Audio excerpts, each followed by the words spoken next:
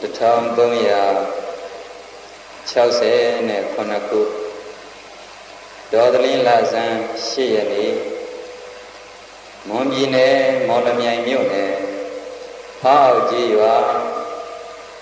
မဟာဝန်သာယုံကျောင်းတိုက်အတွင်းမှာဥပုသ်တရင်စောက်တော်တရားဘာဝနာပွားများအားထုတ်ကြတဲ့တရားဓမ္မအပေါင်းသူတော်ကောင်းတို့ကိုဦးစဉ်အနေနဲ့တရားဟောကြားပြသပေးခွင့်ရတဲ့အတွက်အထူးပဲဝမ်းသာကျေနပ်မိပါတယ်ဒီမဟာဝန်သာယုံကျောင်းတိုင်ဆရာတော်ဘုရားဟာဦးဇင်းတို့ကမ္မထမ်းနယ်တွေကိုစတင်ပြီးတော့ဝင်ရောက်တဲ့အချိန်ကာလမှာပဲဟောဆရာတော်ဘုရားကြီးရဲ့လက်ရင်တပြည့်တစ်ပါးအနေနဲ့ကမ္မထမ်းဌာနတွေမှာလိုက်ပြီးတော့ကိုကြီးတရားပြပေးနေတဲ့ဆရာတော်တစ်ပါးလည်းဖြစ်ပါတယ်ဦးဇင်းတို့ပထမစတင်ပြီးတရားပြသခွင့်ရခဲ့တဲ့ဖန်ရိပ်သာတရားစခန်းပွဲမှာဆိုရင်ဦးဇင်းတို့ကတစ်ရက်နှစ်ရက်ဒီလောက်အောက်ပဲတရားလေးတွေရှုပ်ပိုင်းဆိုင်ရာလေးတွေနဲ့ပတ်သက်လို့အတန်အသင့်ဟောပြောပြီးရင်ကျန်တဲ့နေတရားညတရားတရားဓမ္မတွေနဲ့ဆက်ဆံရတဲ့တရားတွေအားလုံးကိုအခုမဟာဝတ္တယုံဆရာတော်ဘုရားကပဲဦးဇင်းတို့ရဲ့ဆရာလည်းဖြစ်အကိုကြီးပမာအစစအရာရာမှာအာကိုအားထားနဲ့ကိုညီပေးသွားခဲ့တဲ့ဆရာတော်တစ်ပါးလည်းဖြစ်ပါတယ်ဒါကြောင့်မလို့ဦးဇင်းအနေနဲ့ဆရာတော်ဘုရားရဲ့ကျောင်းတိုက်ထဲမှာတရားဟောဖို့ညွှန်ကြားပေးရဖို့အတွက်မြင့်မြင့်မားမားစဉ်းစားကြည့်လို့တော့မှကိုယ့်ရဲ့စိတ်ဓာတ်ထဲမှာသိပြီးတော့ဖြစ်ပေါ်ပြီးတော့မလာမိဘူးဒါကြောင့်မလို့ဆရာတော်ဘုရားထံမှာပဲလာရောက်ပြီးတော့မိမိတို့အနေနဲ့ကြိုးစားအားထုတ်စေခြင်းနဲ့ဆိုတဲ့အကြောင်းလေးကိုတိုက်တွန်းပြီးတော့ပဲဦးဇင်းအနေနဲ့ကြိုးစားအားထုတ်ဖို့အပိုင်းလေးကိုအားပေးသွားဖို့လို့ပဲရည်ရွယ်ချက်ထားပါတယ်ဒါကြောင့်မလို့ဦးဇင်းဒီနေ့ဟောပေးမဲ့တရားကောင်းစဉ်ကတော့ယောက်ျားလူစွမ်းခြေတလန်းဆိုတဲ့ခေါင်းစဉ်လေးနဲ့ပဲဦးဇင်းစတင်ပြီးတော့ဟောပေးသွားဖို့ရည်ရွယ်ချက်ထားပါတယ်ဒီတော့တရားမဟောခင်တရားပိုင်ရှင်ဖြစ်တဲ့မြတ်စွာဘုရားသခင်ကိုပါရမီတော်လာဂါထာလေးနဲ့ပဲပူဇော်ကြောကြရအောင်ဒါရကဝိယသကုဏိမန္တာနိသမဟာပထဝီလောဟိတံသမုဒ္ဒောတကံအထိန်တိနေရုတတိတံဧတာဒိတံဇဟိတောအနပုရေတိဒတပါရမီကာရုဏိကောတတ္တဝဝိနိမြာဘုချေတို့ကဲမြစ်သူဝေဘေရိကဝိုင်းအောင်ယံစုရေစုံစုံမို့ကျင်နာဘုံအေရွှေဉဏ်တော်မျောတွေ့လျက်ကိုယ်ရေကိုယ်ရာလုံးမဟာကရုဏာတွေလွန်စွာပို့လာစွာသောမြတ်စွာဘုရားသခင်ကိုရောမြတ်ကြီးသည်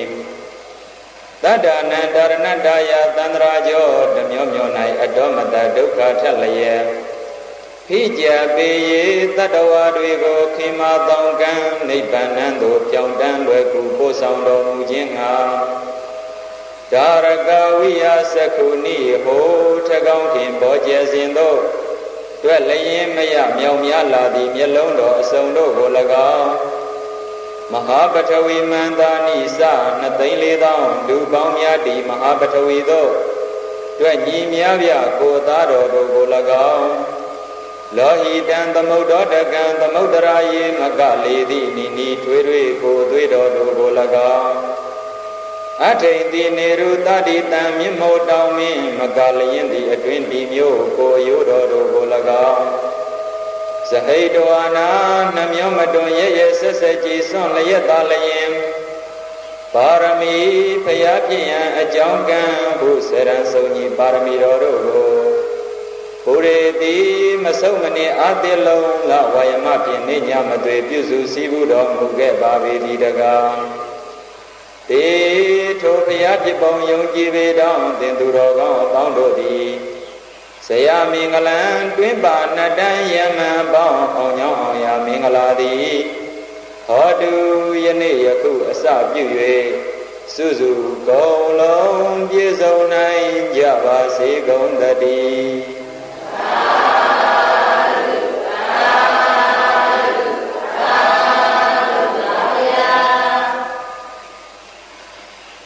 တတံဟတိတတံအတ္တတတံအတ္တတရိယာထာတတံကိညာသဟတာနိအာမုကမဏိကုန္ဒလာ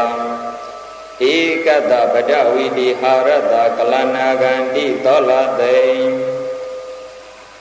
တတံဟတိသဟတာနိမင်းထိုင်ဆိုတံအမျိုးမှန်သည်ဘုဒ္ဓံယရဏသင်္ချာတွကိဉ္စင်တသိမ့်တို့သည်၎င်းတတံအတ္တသဟတာနိမင်းထိုင်ဆိုတံအမျိုးမှန်သည်ဘုဒ္ဓံယရဏသင်္ချာတွကိဉ္မြင်တသိမ့်တို့သည်၎င်းတတံအတ္တတရိယာထာသဟတာနိမင်းထိုင်ဆိုတံအမျိုးမှန်သည်ဘုဒ္ဓံယရဏသင်္ချာတွကိဉ္အတ္တထုံမြင်ကရှင်သည်ယထာတသိမ့်တို့သည်၎င်းအာမုကမဏိကုန္ဒလာဗရမယနရုံသွဲပြောင်းပန်းစင်တန်စာဆင်ရင်အကုန်သောတတံကိညာသဟတာနိမင်းထိုင်ဆိုတံအမျိုးမှန်သည်ဘုဒ္ဓံယရဏသင်္ချာတွကိဉ္တတို့သမိကိညာတသိမ့်တို့သည်၎င်းဧကတပဒဝိတိဟာရတာမြတ်စွာဘုရားကိုဖူးမြော်မည်တရားတော်ကိုနာယူမည်သံဃာတော်အပြုစုလုပ်ကျွေးမည်ဟုရွယ်ဤမှန်ထားကြောင်းတော်သို့အရောက်သွားသည်ယောက်ျားလူစွမ်းခြေတလန်းဤသောလာတာကလံ16စိတ်16စိတ်ပြန်တစိတ်ကလောက်မြနာဂန္တိအဖို့မထိုက်တန်ကြကုန်သည်ဟောတိစင်စစ်မသွေဖြစ်ပါပေတော့တည်း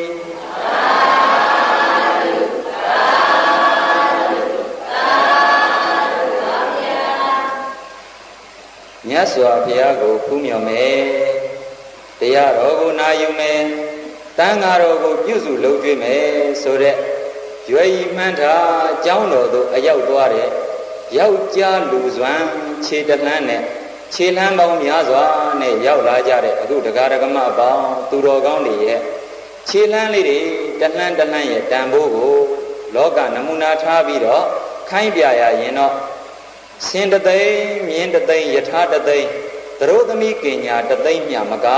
တန်ဖိုးတရားတွေကြီးမားနေတယ်ဒါဟာယနေ့ယခုမိမိတို့အနေနဲ့ကောင်းမှုကုသိုလ်တွေအပြည့်အဝရရှိနေတဲ့နေတူနေမြတ်တစ်ခုမို့လို့ဒီကဲ့သို့လို့အကျိုးကျေးဇူးတွေအပြည့်အဝရရှိနေတာပဲဒီတရားဒေသနာလေးတွေဖြစ်ပေါ်လာရတဲ့အကြောင်းရင်းကိုပြန်ပြောင်းပြီးပြောရရင်တော့အနာရဘိန်တထေးကြီးကိုအကြောင်းပြုပြီးတော့ဖြစ်ပေါ်လာတာပဲဦးဇင်းတော်သုံးလောကထွဋ္ဌသဗ္ဗညုမြတ်စွာဘုရားသခင်ပွင့်ထွန်းပေါ်ပေါက်တော်မူလို့ရာဇဂိုမြို့မှာဒုတိယမြောက်ဝါဆိုဝါကတ်မဲ့နှစ်အခါလို့ပြောရမှာပေါ့ဒီချိန်ကာလမှာတိဒဝနတော်ကြောင့်မှာမြတ်စွာဘုရားသခင်ကမြတ်တရှင်ပြုံးတည်င်းသုံးဆန်နေတော်မူတဲ့အခါရာဇဂိုတထေးကြီးကလည်းတရားဒေသနာတွေနာယူမြတ်စွာဘုရားသခင်ကိုကြီးညိုလေးစားတဲ့အတွက်ကြောင့်မို့လို့မိမိရဲ့အိမ်မှာဆွမ်းနဲ့ပင့်ဖိတ်ပြီးတော့အိမ်ကိုပြန်ရောက်တဲ့အခါကျတော့ကြေးကျွန်အလုသမားအိမ်သူအိမ်သားတွေကိုလည်းပဲစိတ်တူကိုများမိမိနဲ့ကုသိုလ်ကောင်းမှုမှာပါဝင်အောင်အတွက်အားတဲ့တရောနှိုးဆော်နေတဲ့အချိန်ဒီချိန်ကာလမှာဦးဇင်းတို့အနာရဘိန်တထေးကြီးအနေနဲ့လည်းပဲသူ့ရဲ့သာဝတိမြို့မှာပုံပစ္စည်းတွေကိုရာဇဂိုမြို့ကိုရောင်းမှုအတွက်လှဲအစီး900နဲ့လာနေတဲ့အခိုက်ပဲသူတို့တထေးနှစ်ဦးကမောင်းလဲနှမလဲယူထားကြတယ်တထေးချင်းတွေလည်းဖြစ်နေကြတဲ့အတွက်အင်မတန်မှချစ်ခင်ရင်းနှီးကြတယ်တဦးရဲ့မြို့မှာပစ္စည်းဥစ္စာတွေကအလွန်ပေါ်နေတယ်တဦးရဲ့မြို့မှာကုန်စည်နှုန်းကောင်းကောင်းနဲ့ရောင်းလို့ရတယ်ဆိုရင်အဲ့ဒီပစ္စည်းတွေကိုတဦးရဲ့မြို့ကိုယူသွားလိုက်တယ်ပြီးတဲ့အခါကျတော့ ထိုမြို့မှာသွားရောက်ပြီးရောင်းချလင်းလင်းမြန်မြန်နဲ့မစွန်သေးဘူးဆိုရင်မိမိရဲ့နှမအိမ်မှာပဲပစ္စည်းတွေကိုထားပြီးတော့တထေးကြီးတွေကပြန်သွားကြတယ်ဒီလိုကုံရောင်းကုံဝယ်လာတဲ့သတင်းလေးတွေကို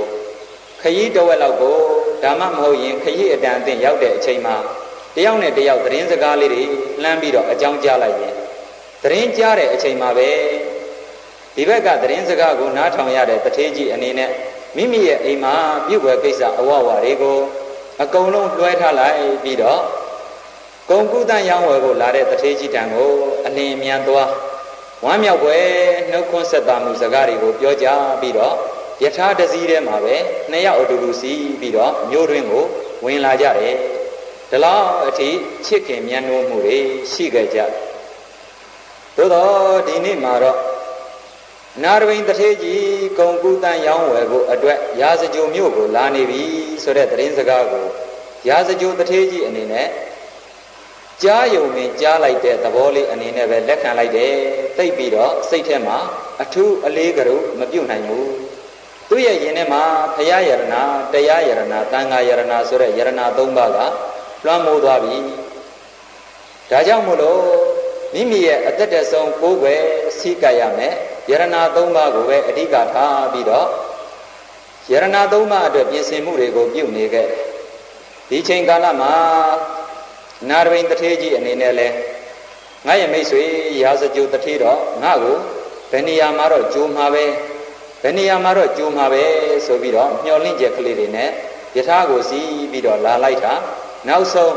ရာဇကြိုတထေးရဲ့အိမ်ထဲကိုရောက်လာတဲ့အခါကြမှာပဲရာဇကြိုတထေးကတထေးကြီးသင်ဟာကျမ်းမာမာရှိပါရဲ့လားအိမ်ကကလေးတွေကကျမ်းမာရေးကောင်းရဲ့လားခရီးလမ်းပန်းမှာလွယ်ကူမှုရှိပါရဲ့လားဒီလောက်ပဲနှုတ်ခွန်းဆက်တာမှုစကားလေးတွေကိုပြောဆိုပြီးတာနဲ့သူ့ရဲ့ကြေးကျွန်တွေကိုအမောင်တို့နာနဲ့မစောစောထားကြရာဟုတွေကိုကြိုးကြခဲဝယ်ဘောဇင်တွေကိုပြုပြင်ကြဆွန့်ဘောဇင်တွေကိုကောင်းကောင်းမွန်မွန်ပြုပြင်ကြစသည်အားဖြင့်သူကိုယ်တိုင်အစစအရာရာချက်ရည်ပြုတ်ရည်တွေမှာပင်ပါဝင်ပြီးတော့အားတဲ့တရောနဲ့စီမံနေတဲ့အခါကျတော့ဒီဘက်က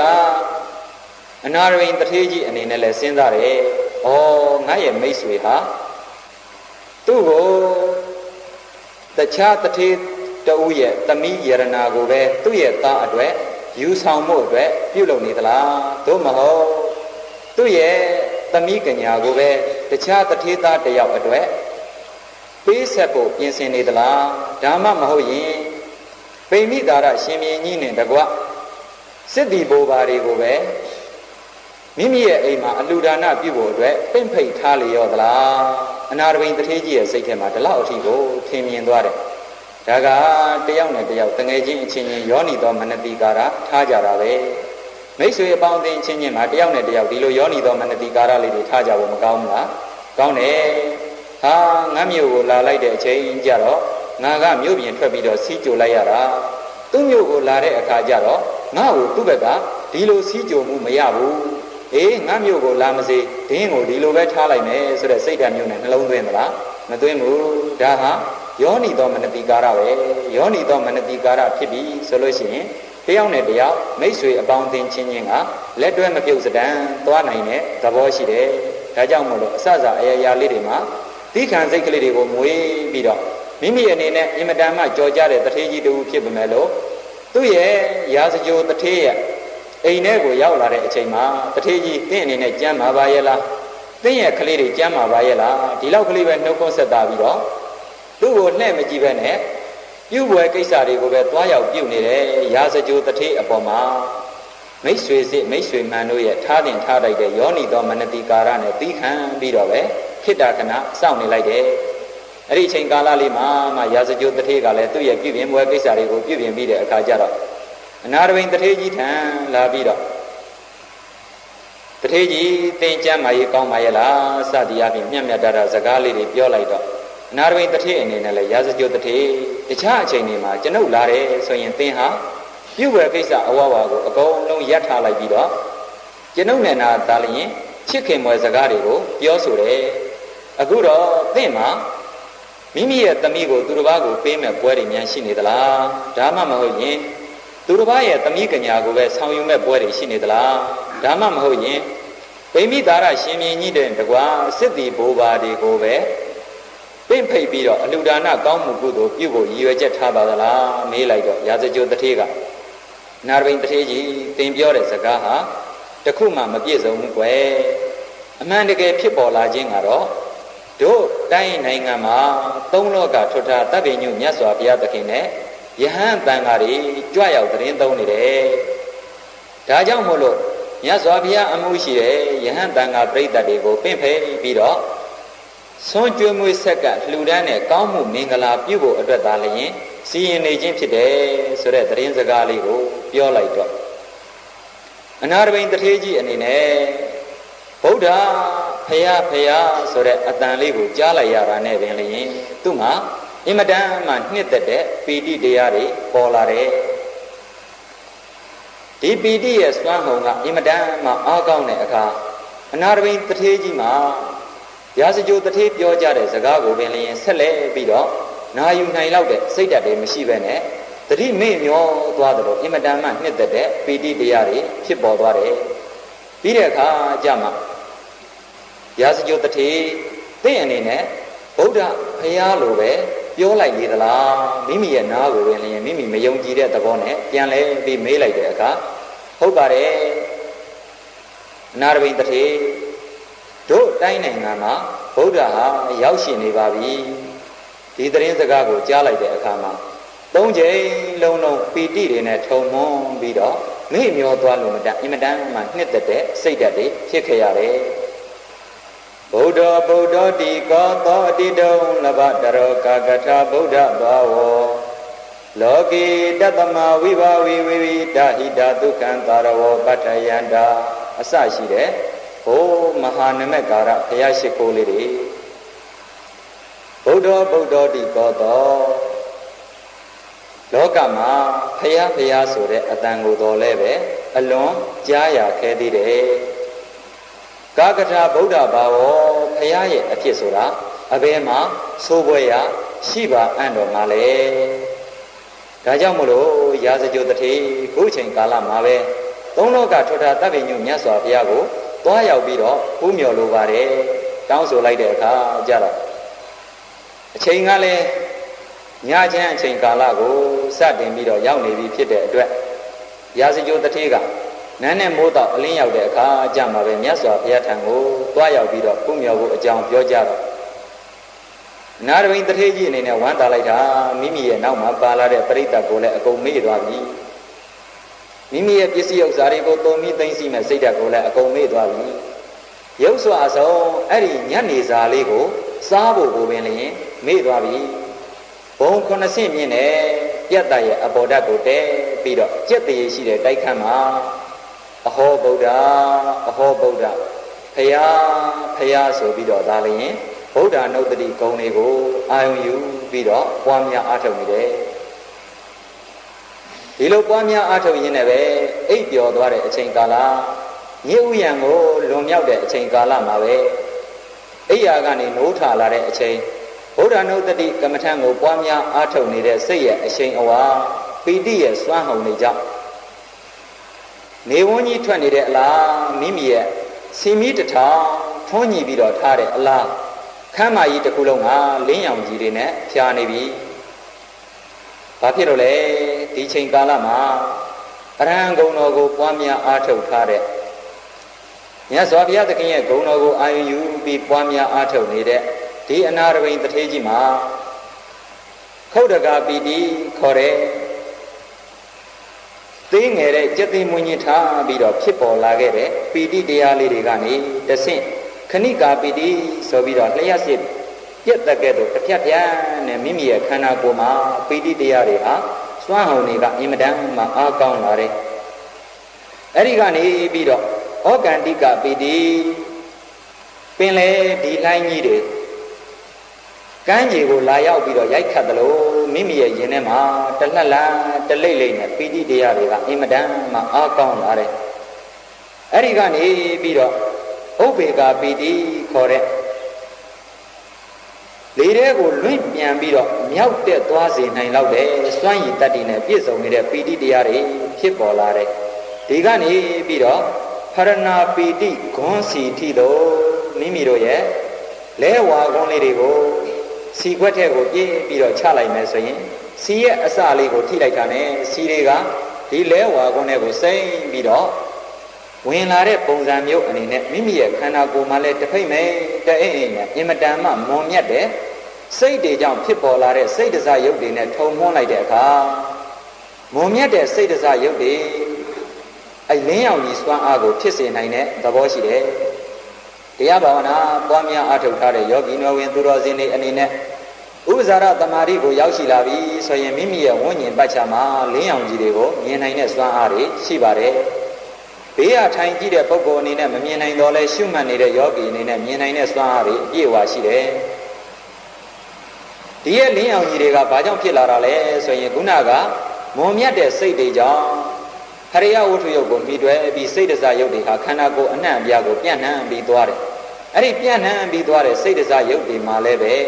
လင်းရောင်ကြီးစွမ်းအားတွေရှိတယ်ဒီလိုပဲအဲ့ဒီစိတ်တစားယုတ်တွေထဲမှာလည်းပဲဓာတ်ခွဲကြည့်လိုက်ရင်ပထဝီဓာတ်အာဘောဓာတ်တေဇောဓာတ်ခေါ်တဲ့တေဇောဓာတ်ဥဒုကြောင့်နောက်ထပ်ဥဒ္ဒဇယုတ်ကလေးတွေဆက်ပြီးတော့ဖြစ်နေတယ်အဲ့ဒီဥဒ္ဒဇယုတ်ကလေးတွေမှာလည်းပဲအယောင်တွေအလင်းတွေကရှိနေတယ်ဥဒ္ဒဇယုတ်တွေမှာပါတဲ့အယောင်အလင်းစိတ်တစားယုတ်တွေမှာပါနေတဲ့အယောင်အလင်းတွေအယောင်အလင်းချင်းတွေပြန်ပြီးတော့တစ်ဖက်နဲ့တစ်ဖက်ဟပ်လိုက်တဲ့အခါကျတော့လင်းရောင်ကြီးစွမ်းအားတွေဟာမိမိရဲ့ခန္ဓာကိုယ်အပြင်ဘက်ဇက်တိုက်စိတ်တစားယုတ်တွေမှာပါနေတဲ့တေဇောဓာတ်ဥဒုကြောင့်ဘုဟုဆက်ဆက်ရိုက်ခတ်ပြီးဥဒ္ဒဇယုတ်ကလေးတွေကခန္ဓာကိုယ်အပြင်ဘက်အထိပြန့်နှံ့ပြီးတော့ထွက်သွားတယ်အဲ့ဒီခန္ဓာကိုယ်အပြင်ဘက်အထိပြန့်နှံ့ပြီးထွက်သွားတဲ့ဥဒ္ဒဇယုတ်တွေမှာလည်းပဲအယောင်အလင်းတွေကရှိနေတယ်ဒီအယောင်အလင်းတွေကစိတ်ရဲ့စွမ်းအားကကြီးလိုက်တဲ့အခါကျတော့စမီးတစ်ထောင်ကိုထွန်းလိုက်တဲ့ကဲ့သို့အင်မတန်မှကောင်းတဲ့အလင်းရောင်တွေဖြစ်ပေါ်လာရတယ်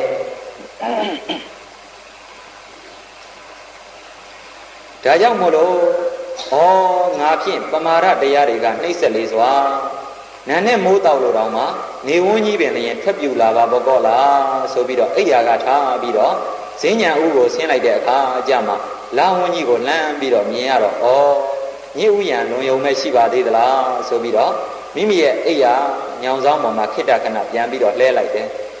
ဗုဒ္ဓနုတ္တိရဲ့အရှိန်အဝါကြောင့်တန်းကောင်ရံအခိုက်မှာလည်းပဲဒီကဲ့သို့တစ်ခါဖြစ်ပြန်တဲ့အတွက်အပြင်ဘက်ကိုထွက်လာတဲ့အခါမှာလည်းပဲ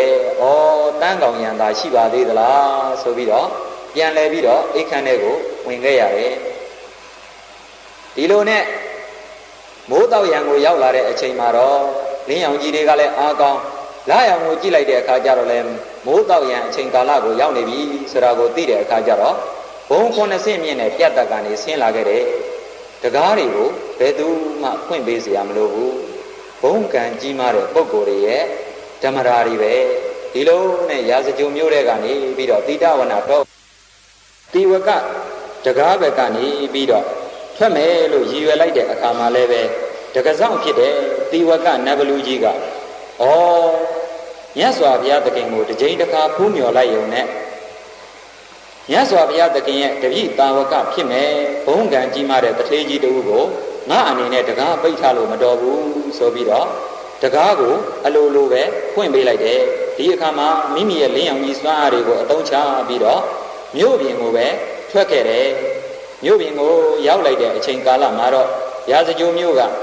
မြို့တွင်မှာလူဦးရေ9ကလေးမြို့ပြင်မှာလူဦးရေ9ကလေး18ကလေးနဲ့စီစီကားကနေထိုင်တဲ့မြို့တစ်ခုဖြစ်တော့ညအချိန်ကာလမှာသေကြေကြတဲ့ပုဂ္ဂိုလ်တွေကိုတုတ်တန်ကိုထုံးနိုင်မှုစွမ်းအားကမရှိတော့မျိုးရိုးပေါ်ကနေပြီးတော့ပြစ်ချထားလိုက်တယ်အဲ့ဒီအလောင်းကောင်တွေက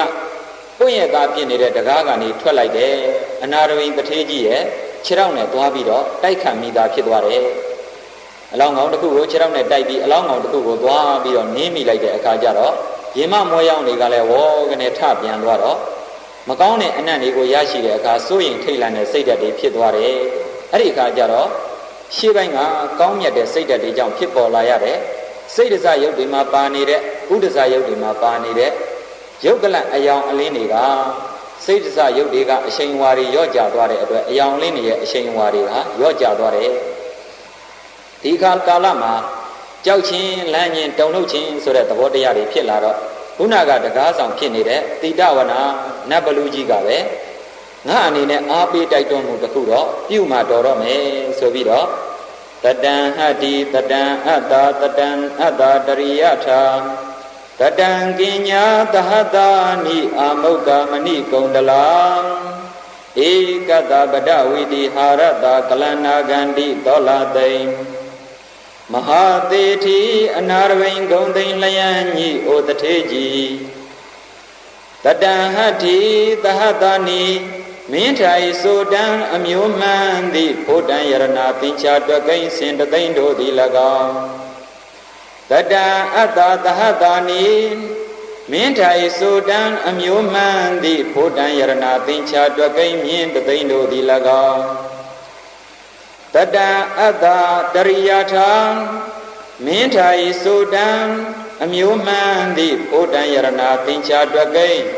အတတုမြင့်ကရှင်သည်ယထာတသိမ့်တို့သည်၎င်းတတံကင်ညာသဟတာနိ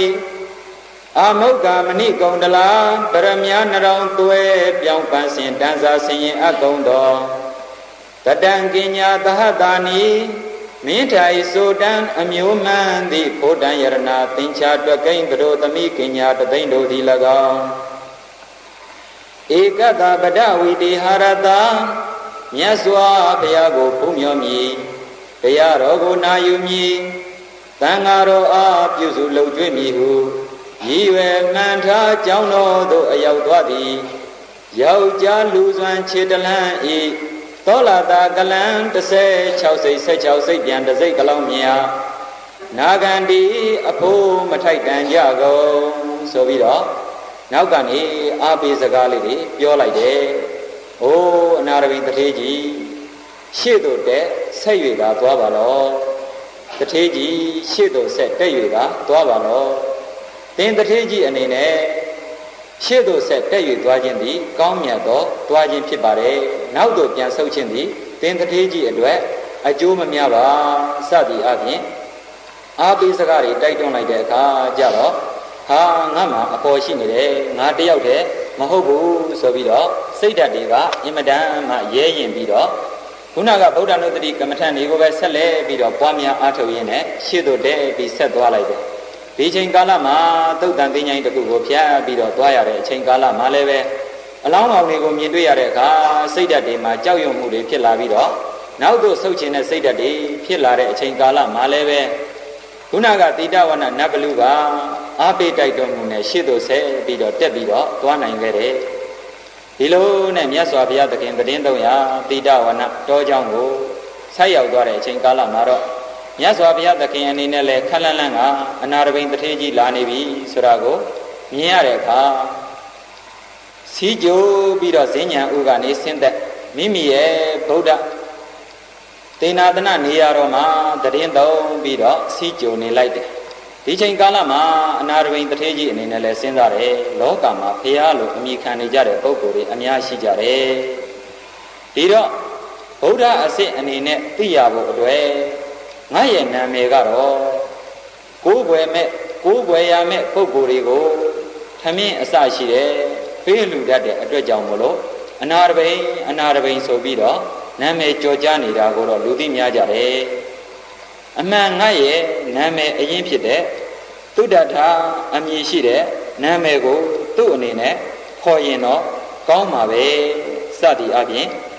ဖျားစစ်မစစ်ကိုသိနိုင်အောင်အတွက်စမ်းတတ်တဲ့အနေလေးနဲ့မိမိရဲ့နာမည်လေးကိုခေါ်ရင်တော့ကောင်းမှာပဲဆိုတဲ့ရည်ရွယ်ချက်ကလေးကိုထားပြီးတော့မြတ်စွာဘုရားသခင်ရဲ့အနာကိုချင့်ကပ်ပြီးတော့တွားလိုက်တယ်အဲ့ဒီအချိန်ကာလလေးမှာမြတ်စွာဘုရားသခင်ကလည်းလာလောသုဒ္ဓထာဆိုပြီးတော့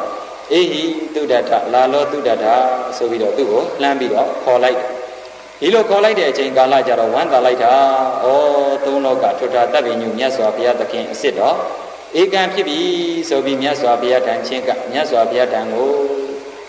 ရိုသေစွာလျှောက်ထားပြီးတော့တရားစကားလေးတွေနဲ့ပြောကြတယ်ပြီးတဲ့အခါကျတော့မြတ်စွာဘုရားသခင်ကတရားရည်အမြိုက်စေတွေတိုက်ကြွေးပြီးတော့ပေးလိုက်တယ်သာသနာတော်ကိုကြီးညိုပြီးတော့တက်ဝင်သွားတယ် အဲ့ဒီတရားဒေသနာတော်ရဲ့အဆုံးမှာပဲတရဏဂုံတွေကိုစောက်တည်ပြီးတော့မိမိအခုနေထိုင်ရာရာဇဂိုတထေးရဲ့အိမ်မှာဆွမ်းအဖြစ်နဲ့လက်ခံတော်မူပါဆိုပြီးတော့ဆွမ်းပိန်ဖိတ်ဆွမ်းနေဆက်ကလူတန်းပြီးတဲ့အခါကျတော့မိမိတို့ရဲ့တာဝတိမြို့သူမြို့သားတွေလည်းပဲမြတ်စွာဘုရားသခင်ကိုဖူးမြော်နိုင်ပါစေဆိုတဲ့ရည်ရွယ်ချက်နဲ့မြတ်စွာဘုရားသခင်ကိုတာဝတိမြို့ကိုကြွဖို့အတွက်ပင့်ဖိတ်လိုက်တယ်ဒီချိန်ကာလမှာလည်းပဲမြတ်စွာဘုရားသခင်အနေနဲ့ဝမ်းမြောက်ဝမ်းသာနဲ့တထေးကြီးမြတ်စွာဘုရားတို့မြည်ဒီမှာစိတ်ငြိမ်ရာအရက်ကိုနှစ်သက်ပါတယ်ကွယ်ဆိုတဲ့စကားလေးနဲ့လက်ခံလိုက်တယ်မြတ်စွာဘုရားတပည့်တော်နားလည်ပါပြီမြတ်စွာဘုရားဆိုပြီးတော့သူ့ရဲ့တာဝတိမြို့ကိုရာဇဂိုမြို့ကနေသွားတဲ့လမ်းတစ်လျှောက်မှာရှိတဲ့မိတ်ဆွေတွေအားလုံးကိုမိတ်ဆွေတို့ဘုံလောကထွတ်တာတပ်ပညုမြတ်စွာဘုရားသခင်ဟာရာဇဂိုမြို့ကနေတာဝတိမြို့ကိုဒီလမ်းခရီးအတိုင်းလာလိမ့်မယ်ကွယ်ဒါကြောင့်မို့လို့သင်တို့ဟာလည်းပဲလမ်းခရီးမှာဥယျာဉ်အယံကြောင်းကံတွေကိုပြုပြင်ကြပါဆိုပြီးတော့သူ့အနေနဲ့ပြောကြတယ်မြို့တစ်မြို့ကနေမြို့တစ်မြို့ကိုလာရောက်ပြီးတော့ဂုံကူးတန်းရောင်းဝယ်တဲ့တထေးကြီးတူဖြစ်တော်လဲပဲဒီလမ်းခရီးမှာရှိနေကြတဲ့ပုဂ္ဂိုလ်တွေအပေါ်မှာပင်လျင်မိမိရဲ့စကားကိုယုံကြည်လက်ခံနိုင်လေးစားနိုင်လောက်အောင်တတိဆက်ဆံထားတဲ့သဘောမရှိဘူးလားရှိတယ်ဒါဟာလောကမှာအင်မတန်မှလိုအပ်ပါတယ်အချို့ပုဂ္ဂိုလ်တွေကြတော့စီးပွားရေးကအစဉ်သိပ်ပြီးတော့မပြေဘူးအဲ့ဒီလိုပုဂ္ဂိုလ်မျိုးတွေကိုဆိုရင်လည်းပဲအတ္တဗျာတသိန်းစီထုတ်ပေးပြီးတော့ကျောင်းဆောက်လုပ်ခွင့်တွေကိုပေးခဲ့တယ်ချစ်ပွဲစကားပေးကမ်းညာ၍စီးပွားဆောင်လင်ကိုရူကျင့်ဟုလေးစင်သင်ကြိုသူ့ကိုထောက်ထားကောင်းမှုအားကြောင့်လက်ဘဝနှင့်ခြေဘဝပါညီမြစွာဤလေးပြလက်ချောင်းဆယ်ချောင်းခြေတော်ညီမြသောကြောင့်မူရောတွင်လေအတွင်စစ်၌ရေရေဖြောင်းလေးစပါးစီမြဘုဒ္ဓဂသို့ဖြောင်းသားညီညာလက္ခဏာဖြင့်ကောင်းစွာသိမ့်စီလုံးစီပေါင်းစုလက်တွင်ပြုအပ်ပြိတ္တတာရှိတော်မူပါပေသောမြတ်စွာဘုရားဒီလိုမြတ်စွာဘုရားသခင်ရဲ့ဂုဏ်တော်တွေမြတ်စွာဘုရားသခင်ရဲ့လက်ဘဝခြေဘဝတော်လေးတွေကိုကြည့်လိုက်ရင်အင်မတန်မှနူးညံ့ပြီးတော့ညင်ညွတ်နေတယ်။ဘာကြောင့်လဲတတ္တဝါများကိုချစ်ဖွယ်စကားလေးတွေပြောကြတတ်တယ်။အလှူဒါနနဲ့ချီးမြှောက်ရမယ်ပုဂ္ဂိုလ်တွေကိုအလှူဒါနနဲ့ချီးမြှောက်တယ်။အကျိုးစီးပွားနဲ့အဆက်တဲ့စကားတွေကိုပြောဆိုပေးတယ်။ဓာန်တူရည်တူကျင့်ရမယ်ပုဂ္ဂိုလ်တွေကိုဓာန်တူရည်တူကျင့်သုံးပေးတယ်။အတိတ်ဘဝများစွာတန်ត្រာကဒီလိုပါရမီတွေကိုဖြည့်ဆည်းခဲ့တဲ့အတွက်ဒီကျိုးတွေကိုရရှိသလိုအနာရဘိန်တထေးကြီးအနေနဲ့လည်းပဲ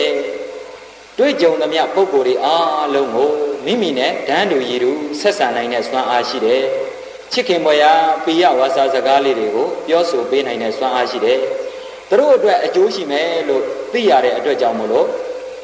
မြတ်စွာဘုရားသခင်ကြွလာမယ်ဆိုတဲ့သတင်းစကားတွေကိုလည်းပဲနေရာတိုင်းမှာအတိပေးပြီးတော့မပြောခဲ့ဘူးလား။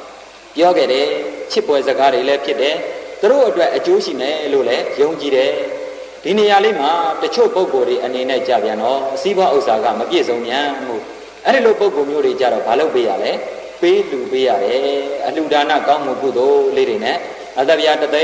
န်းစီထုတ်ပေးပြီးတော့သူရဲ့တာဝတိမြို့ကိုရောက်တဲ့အခါမှာတော့မြတ်စွာဘုရားသခင်အတွက်တရင်သုံးဆန်တွေကိုတွာလန်းလာလန်းလဲလွယ်ကူ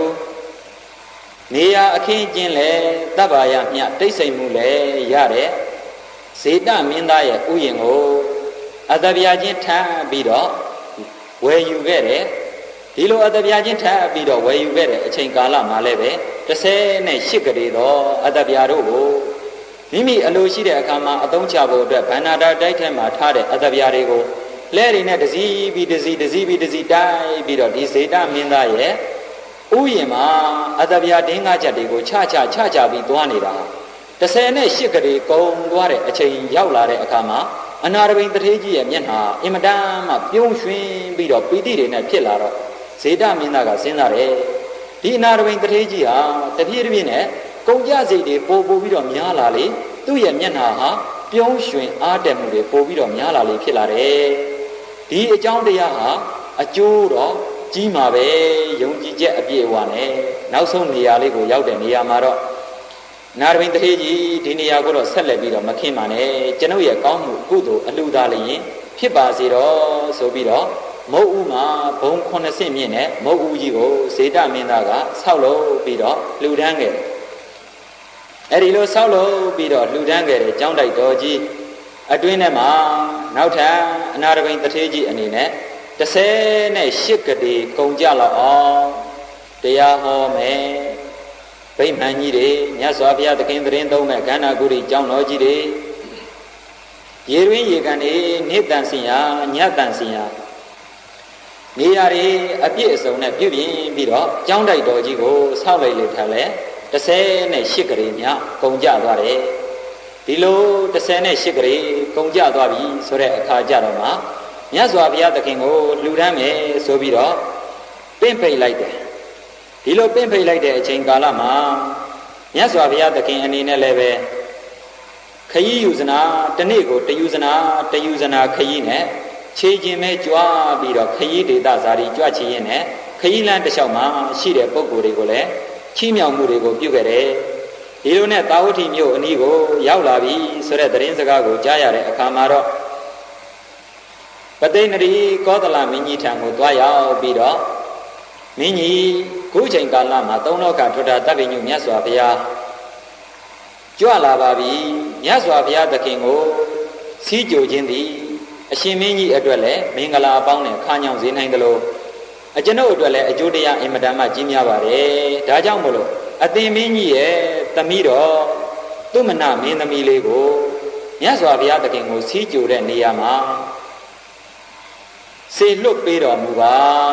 သူမနာမင်းသမီးလေးကိုတောင်းဆိုလိုက်တယ်ဘာကြောင့်လဲမြတ်စွာဘုရားသခင်ကိုခန်းခန်းနာနာနဲ့စီးကြိုခြင်းနဲ့စိတ်ဓာတ်တွေရှိတယ်ဦးဇင်းတို့ကဘာမြေပေါ်မှာအဲ့ဒီအချိန်ကာလကယထာအစီ900နဲ့အတူခြံရံပြီးတော့မိမိရဲ့ကစားပေါ်900နဲ့အမြဲတစေသွားလာလှုပ်ရှားနိုင်တဲ့အမျိုးသမီးက3ဦးရှိတယ်အဲ့ဒါတွေကတော့ဗိမိတာရာမင်းကြီးရဲ့သမီးတော်စုံဒီနောက်ဝိတာခအမျိုးသမီးနဲ့အခုပတိနရီကောသလမင်းကြီးရဲ့သမီးသူမနာမင်းသမီးလေးတို့ပဲဒီသူမနာမင်းသမီးလေးဟာဘာကြောင့်များဒီလောက်တော့မှဘုံကံတွေကြီးမားပြီးချမ်းသာနေရတာလေသူ့ရဲ့အတိတ်ဘဝဇာတ်ကြောင်းလေးကိုနည်းနည်းပြန်ပြောင်းပြီးပြောရရင်တော့လွန်ခဲ့တဲ့60ကဘာအထက်ဝိပတိမြတ်စွာဘုရားသခင်ပွင့်ထွန်းပေါ်ပေါက်တော်မူတဲ့အချိန်ကာလမှာတိုင်းသားပြည်သူတွေအနေနဲ့မြတ်စွာဘုရားသခင်ကိုပြုစုလုပ်ကြွေးခွင့်ရပြီဆိုတဲ့အချိန်ကာလမှာပထမဦးဆုံးစစ်သူကြီးကအဲ့ဒီနေ့မှာဆွမ်းဆက်ကပ်ခွင့်ကိုရခဲ့တယ်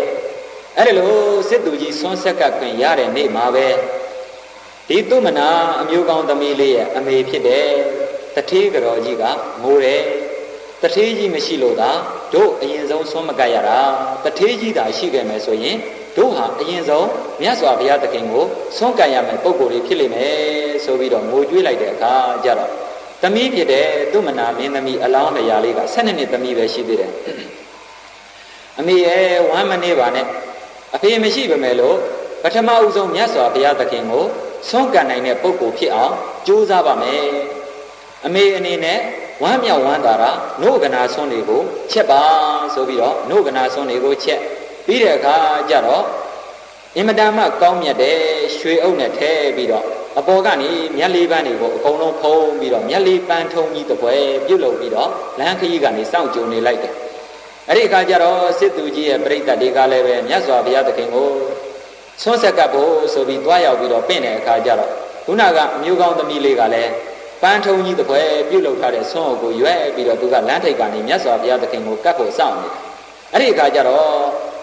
စစ်သူကြီးရဲ့အချမ်းရံဖြစ်တဲ့ပြိဿတွေကဒီနေ့ဟာမြတ်စွာဘုရားသခင်ကိုဆွမ်းကပ်မှာစစ်သူကြီးဖြစ်တယ်ဒါကြောင့်မလို့ကျန်တဲ့ပုဂ္ဂိုလ်တွေဘယ်သူမှမကပ်လို့ရဘူးဆိုပြီးတော့တားမြစ်တော့အမျိုးသမီးလေးကဘာပြောလဲမြတ်စွာဘုရားသခင်ကိုပန်းလေးတောင်မှလှူခွင့်မရဘူးလားဆိုတော့ပန်းလှူမယ်ဆိုရင်တော့ခွင့်ပြုနိုင်ပါတယ်လေဆိုပြီးခွင့်ပြုလိုက်တော့သူကမြတ်စွာဘုရားသခင်ကိုသွားပြီးတော့ပန်းနေလို့ဟန်ပြပြီးတော့အဲ့ဒီနှုတ်ကနာဆွမ်းတွေကိုမကပ်လိုက်ဘူးလားကပ်လိုက်တယ်အဲ့ဒီခါကျတော့နောက်ကဝေယဝဆလုပ်တဲ့ပုဂ္ဂိုလ်တွေကလည်းယူလာစစ်သူကြီးရဲ့အိမ်ကိုရောက်တဲ့အခါကျတော့မြတ်စွာဘုရားက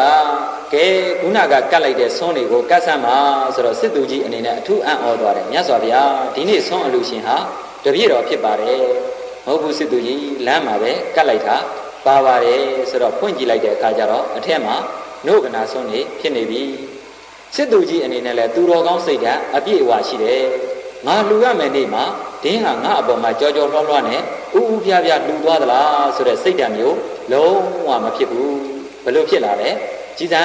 12နှစ်သမီးလေးသာရှိသေးတယ်ငါတဲ့ဥအောင်မြတ်စွာဘုရားသခင်ကိုလှူနိုင်မှုအတွက်ကုသိုလ်ကောင်းမှုမှာအင်မတန်မှအကြံတူးညံတူးရှိတဲ့အမျိုးသမီးလေးပဲဒီလိုအမျိုးသမီးလေးကိုငါရဲ့အိမ်ယာမှာခေါ်ထားပြီးတော့အိမ်တောင်ငိုစိုးမိုးအုပ်ချုပ်တဲ့အမျိုးသမီးတယောက်ရဲ့အနေအထားနဲ့ထားမယ်ဆိုရင်ငါအတွက်ကုသိုလ်တရားတွေနေတိုင်းတိုးပွားမှာပဲဆိုပြီးတော့အဲ့ဒီဘဝမှာပဲအဲ့ဒီနေ့မှာပဲစစ်သူကြီးကအိမ်မှာခေါ်ပြီးတော့စီမံခွင့်တွေကိုသူ့ကိုပေးခဲ့တယ်အဲ့ဒီချိန်ကာလမှာသူ့အနေနဲ့မြတ်စွာဘုရားထံမှာသူ့မနာအမည်ရှိတဲ့အမျိုးသမီးလေးဖြစ်ရပါလို့ဤဒီပန်းကဲ့သို့လို့ချစ်ခင်မွယ်ရုပ်အစင်းနဲ့ပြည့်စုံသူဖြစ်ရပါလို့ဤဖြစ်လျာဘဝမှာမတောင်းမတမကြောင်းမကြပြည့်စုံတဲ့အမျိုးသမီးဖြစ်ရပါလို့ဤဆိုတဲ့ဆုတောင်းအတိုင်းပဲနောက်ဆုံးဦးဇင်းတို့ဘောဓမမြတ်စွာဘုရားသခင်လက်ထက်မှာတော့သူ့အနေနဲ့ပသိဏရီကောသလမင်းကြီးရဲ့သမီးဖြစ်ပြီးတော့ဇဂုရိတ်တကျွန်းလုံးမှာခုနကပြောသလိုနောက်လိုက်အချမ်းအယံ900ကိုယထာ900နဲ့လှည့်ပတ်နိုင်လောက်အောင်တတိဘုံကံကြီးကြီးမားတဲ့ဒါနရှင်တူဖြစ်သလိုသုံးလောကထွဋ္ဌာတပ်ပင်ညုမြတ်စွာဘုရားသခင်ကိုစီးကြိုရတဲ့ပွဲမှာလည်းပဲစီးကြိုလိုက်ခါမြနဲ့မြတ်စွာဘုရားသခင်ကတရားရည်အမြိုက်စေးတွေတိုက်ကျွေးလိုက်တဲ့အခါသောတာပတ္တိမဲ့သောတာပတ္တိပို့ကိုရရှိသွားတယ်ဒါကြောင့်မလို့မိမိတို့အနေနဲ့ကောင်းမှုကုသိုလ်တွေကိုလုပ်တဲ့နေရာမှာတတ္တိရှိရှိရဲရဲရင်ရင်နဲ့လုပ်ရကြမယ်ဆိုရင်ဒီရဲ့အကျိုးကျေးဇူးတွေကအင်မတန်မှအံ့ဩဖွယ်ရာပြန်လည်ပြီးတော့ပေးစွမ်းနိုင်တဲ့စွမ်းရည်တတ္တိတွေအပြည့်အဝရှိပါတယ်ဒီလိုနဲ့အနာရဘိန်တထေးကြီးအနေနဲ့နောက်ထပ်သူ့ရဲ့သားကိုလည်းပဲအမျိုးသား900ခြံရံလို့သူ့ရဲ့သမီးတွေကိုလည်းပဲတထေးသမီးတွေခြံရံလို့သူ့ရဲ့ဇနီးမယားဖြစ်တဲ့တထေးကတော်ပုံညလက္ခဏာဒေဝီတထေးကတော်ကြီးကိုလည်းပဲတထေးကတော်900ခြံရံလို့သူကိုယ်တိုင်လည်းပဲတထေးကြီးတွေ900ခြံရံပြီးတော့မြတ်စွာဘုရားသခင်ကိုကြီးကျယ်သောကြိုးစိုးမှုတွေနဲ့ကြိုးစိုးမြတ်စွာဘုရားသခင်ကိုကျောင်းတော်မှာတရင်သုံးဖို့ပင့်ဖိတ်ပြီးတဲ့အခါကျတော့နန်းနဲ့မိုးတော်အလင်းရောက်တဲ့အချိန်ကာလမှာကျောင်းရည်စက်ချအလူအနေနဲ့ပင့်ဖိတ်ပြီးတော့အနုမောဒနာတရားတွေနာယူမှတ်သားတယ်အဲ့ဒီလိုနာယူမှတ်သားတဲ့အချိန်အတော်အတွင်းမှာဦးဇင်းတို့သုံးလောကထွဋ္ဌာတပ်ပင်ညုမြတ်စွာဘုရားသခင်အနေနဲ့လည်းဂါထာ9ဂါထာနဲ့တရားရည်အမြိုက်စေးတွေတိုက်ကြွေးပြီးတော့ချီးမြှောက်တော်မူပါတယ်ကျောင်းလူဝဲလည်းမဟုတ်တဲ့အတွက်ကြောင့်မလို့ဒီဂါထာ9ဂါထာကိုအကုန်လုံးဟောဖို့တော့ရည်ရွယ်ချက်မထားတော့ဘူးနောက်ဆုံးဂါထာဖြစ်တဲ့ကျောင်းနေပုဂ္ဂိုလ်နဲ့မိမိတို့ရဲ့ပစ္စည်းလေးပါးကိုထောက်ပံ့ကြတဲ့တရားဓမ္မအပေါင်းသူတော်ကောင်းတွေရဲ့ကြားမှာဆက်ဆံသွားရမယ်အပိုင်းလေးဖြစ်တဲ့အပိုင်း9လေးကိုပဲဥပဇင်းအနေနဲ့ဟောပေးဖို့ရည်ရွယ်ချက်ထားတယ်ဒေတတဓမ္မံဒေသင်တိသဗ္ဗဒုက္ခပနုဒနံယံသောဓမ္မံဣဒိညာယပရိနိဗ္ဗန္တိနာသဝောဒေထိုဘဟုတုတ္တပြေဝဆုံးလင်ကြောင်းနေရှင်သည်တတ္တာထိုပစ္စည်းလေးရဖြင့်စီကတတ်သောကြောင်းလူသောဒါယကအားဓမ္မံသဗ္ဗဒုက္ခပနုဒနံအပေဘေးစာရှိသည်များအကုန်အလုံးစုံသောဆင်းရဲမှုအပေါင်းတို့မှလွတ်မြောက်စေသောဓမ္မံသူတော်ကောင်းတရားကိုဒေသင်တိကရုဏာနှင့်မေတ္တာရှိထားဟောကြားပြသတော်မူ၏သောထိုပစ္စည်းလေးရဖြင့်စီကတ်သောကြောင်းလူသောဒါယကသည်ဣရာဤအံ့မွယ်ရှိဖျားငါဘုရားဤသာသနာတော်၌ယံဓမ္မံကြောင်းနေအရှင်တို့ဟောကြားယင်သူတော်ကောင်းတရားကိုအညာယာကျင့်ဉဏ်သောအပိုင်းခြားကသိ၍အနာတဝောလေးဖြာအတဝောလျောကြကင်းကွာယဟန္တာဖြစ်၍ပရိနိဗ္ဗာတိပရိနိဗ္ဗာန်ဝင်ဆံရုပ်သိမ်းချုပ်ငြိမ်းရလေကုန်တော်တည်း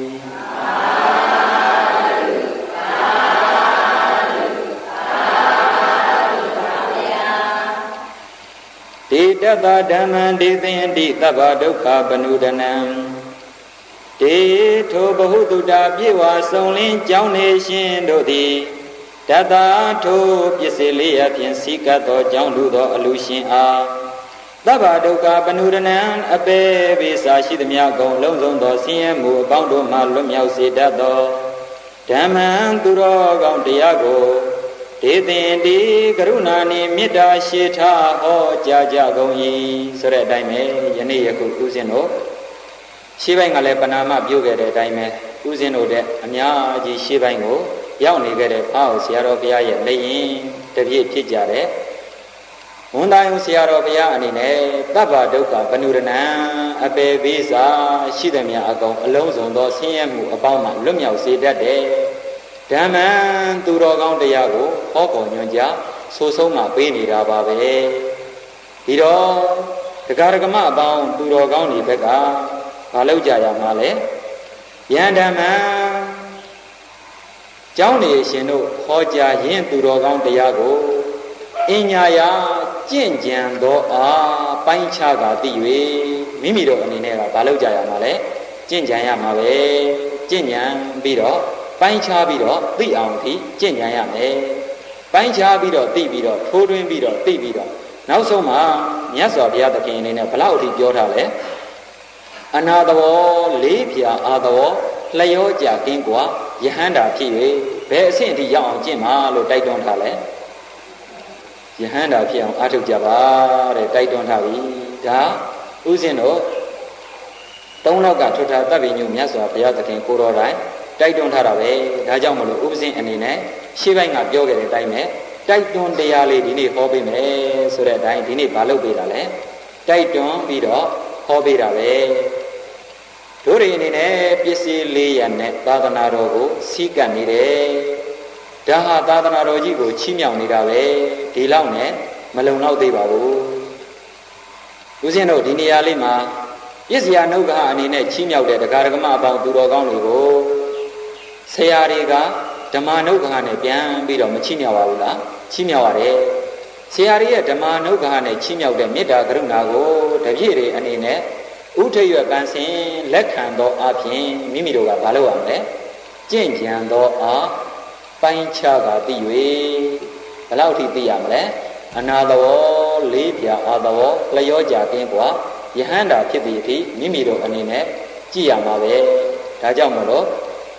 သာသနံပုံညဝန္တတပုံညဝန္တာဝါလဗရေအပပုံညဂရဟစီပကနိတုမဝိတယပုံညဝန္တတဘုံကံကြီးမာတဲ့ဘုရားမြတ်စွာ၏သာသနံပရိယပฏิပပฏิဝေဒဟုခေါ်ဆိုအပ်တဲ့တတ္တမသုံးဖြာသာသနာတော်မြတ်ကြီးကိုဘုံညာဝန္တာဝဘုံကံကြီးမာသောပုဂ္ဂိုလ်တို့သာလျှင်ပကဏီတောင်ပစ္စယဓမ္မနထာနာဖြင့်လောက်ငါကုံလုံးပြည့်စုံအောင်ချီးမြှောက်ခွင့်ကြီးညိုခွင့်တွေကိုလဗရီလဗန္တိကောင်းစွာပိုင်ပိုင်ရရှိနိုင်ကြကုန်၏ဘုံညာဝန္တတဘုံကံကြီးမာတဲ့ဘုရားမြတ်စွာ၏သာသနံပရိယပฏิပပฏิဝေဒဟုခေါ်ဆိုအပ်တဲ့တတ္တမသုံးဖြာသာသနာတော်မြတ်ကြီးကိုအပပုံညာဘုံကံပါရှာတဲ့ပုဂ္ဂိုလ်များတို့သည်ပကဏီတောင်ပစ္စယဓမ္မနထာနာဖြင့်လောက်ငါကုံလုံးပြည့်စုံအောင်ချီးမြှောက်ခွင့်ကြီးညိုခွင့်တွေကိုကရဟစီတယံတဆင့်မြမဝိတရားဘယ်လိုနည်းနဲ့မှမရနိုင်ဘူးရဲ့လို့ဘောရာနာရှိပညာရှိသူတော်ကောင်းတို့သည်အာဟုကထင်တိကောင်းစွာမသွေဟောကြားတော်မူခဲ့ပါ၏တော်တည်း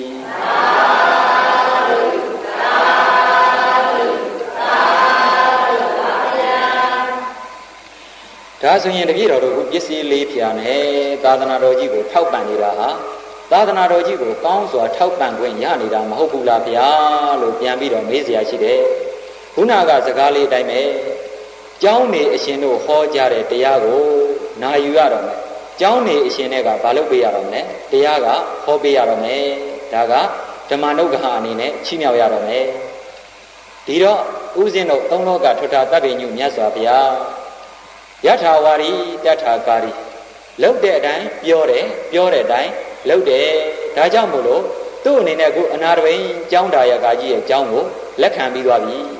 လက်ခံလိုက်တဲ့အခါကျတော့ကျောင်းနေအရှင်နဲ့နေထိုင်တဲ့ပုဂ္ဂိုလ်ဟာဘယ်သူဖြစ်သွားမလဲတပ်ပင်ညုမြတ်စွာဘုရားအခုချိန်ကာလမှာဖြစ်သွားပြီပေါ့နော် အဲ့ဒီခါမှာသုံးလောကထွတ်ထားတပ်ပင်ညုမြတ်စွာဘုရားသခင်ထံကိုအနာရဘိန်တထေးကြီးအနေနဲ့ဒီနေ့ကို3ချိန်အမြဲတမ်းစီးကပ်တော်လည်းပဲမြတ်စွာဘုရားသခင်ကိုအင်မတန်မှကြီးညိုလေးစားအားနာသောအပြင်တရားရည်အမြိုက်ဆေးလေးတွေတိုက်ကြွေးပါလို့တောင်းပန်လျှောက်ထားတဲ့အလေးအကျင့်ကအင်မတန်မှအားနေတယ်မြတ်စွာဘုရားတရားဟောမှသာလျှင်သူကအလိုက်သိလေးနာတတ်တဲ့အကျင့်လေးရှိတယ်တရားနာဖို့ကိုအင်မတန်ဝါသနာပါတော်လည်းပဲမြတ်စွာဘုရားကိုအားနာတဲ့အတွက်တရားမတောင်းဘူးသို့တော်မြတ်စွာဘုရားအနေနဲ့လည်းပဲငါဘုရားဟာအလောင်းတော်ဘဝကလေးကပဲဥကောင်းမှာတန်းစားဆင်ထားတဲ့မကိုက်နဲ့တကွာဥကောင်းတော်တွေကိုဖြတ်ပြီးတော့လှူခဲ့တာဟာဒီတရားတွေကိုဟောခြင်းလို့ပဲလှူခဲ့တာပဲခုချိန်ကာလမှာမပြောပါတော့တဲ့ပင်မမှုကိုငဲ့ကွက်ပြီးတော့ဒီတထေးကြီးဟာငါ့ကိုတောင်းဆိုမှုမပြုဘူးဆိုပြီးတော့တထေးကြီးလာတိုင်းတရားတွေဟောပေးတယ်အဲ့ဒီဟောပေးထားတဲ့တရားလေးတွေကတရားတစ်ခုဥစဉ်ဟောပေးဖို့ရည်ရွယ်ချက်ထားတယ်ဒုံမေခောဂဟပတိဘိက္ခုတံဃံပစ္စုပတိတာစီဝရပိန္ဒပါဒသေနာသနာကိလနာပစ္စယပေသစ္စာပရိခာရိနာနာခောဂဟပတိတာဝတကိနေဝဒုဋ္ဌိကရဏီယမယံဘိက္ခုတံဃံပစ္စုပတိတာစီဝရပိန္ဒပါဒသေနာသနာကိလနာပစ္စယပေသစ္စာပရိခာရိနာတိကဟပတိကြောင့်ဒါယကကြီးဒုံမေခောသင်္ဒါယကကြီးတို့သည်ဘိက္ခုတံဃံယဟန်တံဃာကိုစီဝရပိန္ဒပါဒသေနာသနာကိလနာပစ္စယပေသစ္စာပရိခာရိနာသင်္ကန်းစွန့်ကြောင်းစေသူနာဤအကြောင်းထောက်ပံ့ဖြစ်သောစေပစ္စည်းပရိခရာတို့ဖြင့်ပစ္စုပတိတာရှေရှုတည်စေအပ်ပြီးကဟပတိကြောင့်ဒါယကကြီးမယံငါတို့သည်ဘိက္ခုတံဃံယဟန်တံဃာကိုစီဝရပိန္ဒပါဒသေနာသနာကိလနာပစ္စယပေသစ္စာပရိခာရိနာသင်္ကန်းစွန့်ကြောင်းသူနာဤကြောင်းထောက်ပံ့ဖြစ်သောစေပစ္စည်းပရိခရာဖြင့်ပစ္စုပတိတာရှေရှုတည်စေအပ်ပြီးဟူ၍ဒါဝတကိနိဝထိုမြတ်လောက်ဖြင့်ပင်လျင်တုဋ္ဌိနှစ်သက်ခြင်းနာရောက်ရဲ့ခြင်းကိုနကရဏီယာမပြုသင့်မပြုတိုက်ပေသင်္ဒါယကကြီးကတော့ယဟန်တန်ဃာတွေကိုသင်္ကန်းစွန့်ကြောင်းသူနာဤအထောက်ပံ့ဖြစ်တဲ့စေပစ္စည်းပရိခရာဖြင့်ရှေရှုတည်စေနေတဲ့လှူဒန်းပူဇော်နေတဲ့ဒါယကကြီးဖြစ်တယ်ဒီလိုသင်္ကန်းစွန့်ကြောင်းသူနာဤအထောက်ပံ့စေပစ္စည်းပရိခရာဖြင့်ယဟန်တန်ဃာတွေကိုငါရှေ့ရှုတည်စေအပ်ပြီးလူတွန်းပူဇော်အပ်ပြီးဆိုပြီးဒီလောက်ကလေးနဲ့တော့သင်္ဒါယကကြီးနှစ်သက်ကျဉ်းနှံ့ရောင်းရဲမှုမပြုသင့်ဘူးဒါဘယ်သူဟောပေးတာလဲကျောင်းနေအရှင်တို့ဘက်ကဟောပေးတဲ့တရားပဲတသမတိဟာဂဟပတိဧဝံသိက္ခိတဗံဂဟပတိဒါယကကြီးတသမထို့ကြောင့်ဣဒာဤသာသနာတော်မြတ်အတွင်း၌တွန်သင်္ဒါယကကြီးသည်ဧဝံဤသို့သိက္ခိတဗံကျင့်ဉာဏ်ကြိုးကုပ်ပွားများအထုတ်ပါဒါကြောင့်သင်္ဒါယကကြီးဒီလိုဒီသာသနာတော်မြတ်အတွင်းမှာကျင့်ဉာဏ်ကြိုးကုပ်ပွားများအထုတ်စမ်းပါဘယ်လိုပွားများအထုတ်ရမလဲဂိန္တိမယံကာလေနကာလံပဝိဝေကံပိတိဥပါသမစ္ဆာဝိဟရိယာမာတိမယံငါတို့သည်ကာလေနကာလံယံခာပဝိဝေကံပိတိနိဝရဏတရားကင်းစိတ်ချင်းညောင်ထင်ရှားဖြစ်ပေါ်၍လာရသောနှစ်သက်မြတ်နိုးခြင်းပီတိတရားကိုဥပသမစ္ဆာပြည့်စုံကပ်ရောက်စေ၍ဂိန္တိအဘယ်သို့လျင်ဝိဟရိယာမနေထိုင်နိုင်ရပါကုန်အံ့ဤဣတိဤသို့လျင်သိက္ခိတဗံကျင့်ဉာဏ်ကြိုးပုပ်ပွားများအထုတ်စမ်းပါတို့ဟာဘယ်ပုံဘယ်ပန်းဘယ်နိလန်းအပြင်ဘယ်အချိန်ကာလမှာနိဝရဏတရားတွေကင်းစိတ်ချင်းညောင်ဖြစ်ပေါ်လာတဲ့နှစ်သက်မြတ်နိုးခြင်းပီတိတရားတွေနဲ့ပြည့်စုံကပ်ရောက်ပြီးနေထိုင်ရပါမယ်ဆိုပြီးဒီလိုအသိစိတ်ဓာတ်ဖြင့်ဒီသာသနာတော်မှာသင်္ဒါယကကြီးတို့ကျင့်ကြံပွားများအားထုတ်ပြီးနေထိုင်ကြစမ်းပါဆိုပြီးတော့တိုက်တွန်းထားတယ်ဒီတော့ပဝိဝေကပိတိဆိုတာအထာကထာကဖွင့်ဆိုထားတာကတော့ပထမဇန်ဒုတိယဇန်တို့နဲ့ရှင်နေတဲ့ပီတိကိုဆိုလိုတာပဲဆိုလိုတာကတော့ပထမဇန်ကိုဝင်စားပြီးနေထိုင်ခြင်းဒုတိယဇန်ကိုဝင်စားပြီးနေထိုင်ခြင်းအထူးသဖြင့်ရည်ညွှန်းထားတယ်အဲ့ဒီပထမဇန်ဒုတိယဇန်ဆိုတာကတော့အာနာပါနကမ္မထံကိုစနစ်တကျအားထုတ်လိုက်တဲ့အချိန်ခါမှာတမာရီကလည်းရင့်ကျက်လာတဲ့အချိန်ဒီဝင်လေထွက်လေကလေးကနမိတ်အသွင်ဖြစ်လာပြီးဆိုကြပါစို့ဒီနမိတ်ကိုအာယုံယူပြီးတမာရီဆက်လက်ထူထောင်လိုက်တဲ့အချိန်ကာလမှာအလွန်ကြည်လင်တောက်ပနေတဲ့အာနာပါနပရိဘာကနမိတ်တို့စိုက်ပြီးပဲဆိုကြပါစို့ ဒီအာနာပါနပရိပါကနမိတ်ကိုအာယုံယူပြီးတမာတိဆက်လက်ထူထောင်သွားလိုက်ဒီနမိတ်ထဲဘာဝနာစိတ်ကနစ်မြုပ်သွားပြီးနစ်မြုပ်သွားတဲ့သဘောစိုက်စိုက်စူးစူးအထူးမြဲမြံရှုအားသံဇံဟုခေါ်တဲ့ဆိုတဲ့အတိုင်းလေဒီဆရာတော်ဘုရားဆိုဆုံးမှာထားတဲ့အတိုင်းဇံလို့ခေါ်ပါတယ်အဲ့ဒီဇံမှာဝိတ္တဝိဇာရပိတိဒုက္ခဧကခရာခေါ်တဲ့ဇံငါ၅ပါးရှိခဲ့ရင်ဒါပထမဇံသမာဓိဖြစ်တယ်ဝိတ္တဝိဇာရပြုတ်ပြီးပိတိဒုက္ခဧကခရာခေါ်တဲ့ဇံငါ၃ပါးရှိတဲ့ဇံဖြစ်မယ်ဆိုရင်ဒုတိယဇံဖြစ်တယ်ဒီပထမဇံကိုဝင်စားပြီးနေထိုင်ခြင်းဒုတိယဇံကိုဝင်စားပြီးနေထိုင်ခြင်းကိုပဝိဝေကပိတိနိဝရဏတရားကင်းစိတ်ခြင်းကြောင့်ဖြစ်ပေါ်လာတဲ့နှစ်သက်မြတ်လို့ခြင်းပိဋိတရားနဲ့ပြည့်စုံကပ်ရောက်ပြီးနေထိုင်နိုင်ခြင်းလို့ဆိုလိုပါတယ်ဝိပဿနာနဲ့ပတ်သက်ပြီးပဝိဝေကပိဋိကိုပြောရရင်တော့ဒီတမာတိကိုအခြေခံရုပ်တည်နာနေကိုသိသိအကြောင်းတရားအကျိုးတရားနဲ့တကွာအနိစ္စဒုက္ခအနတ္တလက္ခဏာရေးသုံးတန်တင်ပြီးတော့ဝိပဿနာဉာဏ်စဉ်တွေတွင်နေညှိရှုလိုက်တဲ့အခါဝိပဿနာညှဉ်းညူကြောင်းဥပ္ပကိလေသာတွေကလွတ်မြောက်ပြီးတော့ဝိပဿနာဉာဏ်တွေကလည်းတရင်ကនិဝရဏတရားတွေကိုပယ်ရှားထားနိုင်တဲ့အတွက်အဲ့ဒီဝိပဿနာဉာဏ်နဲ့ရှင်တွဲနေတဲ့ဝိပဿနာပီတိကိုလည်းပဝိဝေကပီတိလို့ခေါ်ပါတယ်ယောဂီပဝိဝေကပီတိကိုပဲဖြစ်ဖြစ်အဲ့ဒီဝိပဿနာနဲ့ရှင်နေတဲ့ဇာယင်္ဂ၅ပါးရှင်တွဲလျက်ရှိတဲ့ဝိပဿနာဇန်တွေကိုဝင်စားပြီးတော့ပဲဖြစ်ဖြစ်ဒီကနေပြီးတော့ဆက်လက်ပြီးတော့ပွားများအားထုတ်လိုက်လို့မိမိတို့အနေနဲ့ဉာဏ်စဉ်တွေကလည်းရင့်သက်လာလို့အပြည့်တသက်ကိုအာရုံယူပြီးတော့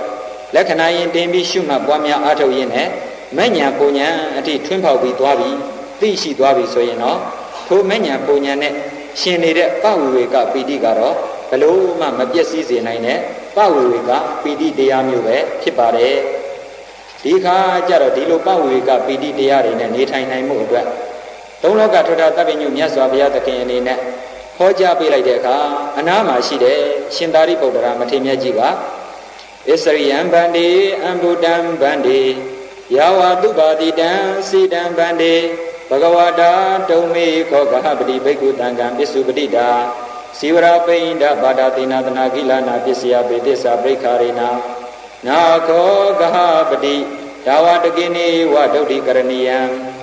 မယံဘိက္ခုတံကံပစ္စုပတိတာစီဝရပိန္ဒဘာဒတိနာတနာကိလနာပစ္စယပေသစ္စာပရိခာရေနာတိမြတ်စွာဘုရားအလွန်အံ့ဩဝယ်ကောင်းပါတယ်မြတ်စွာဘုရားမြတ်စွာဘုရားသည်ကောင်းစွာထိုစကားကိုပြောကြားအပ်ပေတယ်ဘယ်လိုလဲဒါယကကြီးသင်္ဒါယကကြီးသည်ယဟန်တန်ဃာကိုစွန့်သင်္ကန်းကြောင်းသူနာ၏အထောက်အပံ့ဖြစ်သောဆေးပစ္စည်းပရိက္ခရာဖြင့်ပြုစုလုပ်ကျွေးနေတာမှန်တယ်ဒါပေမဲ့သင်္ဒါယကကြီးသည်ငါသည်ယဟန်တန်ဃာကို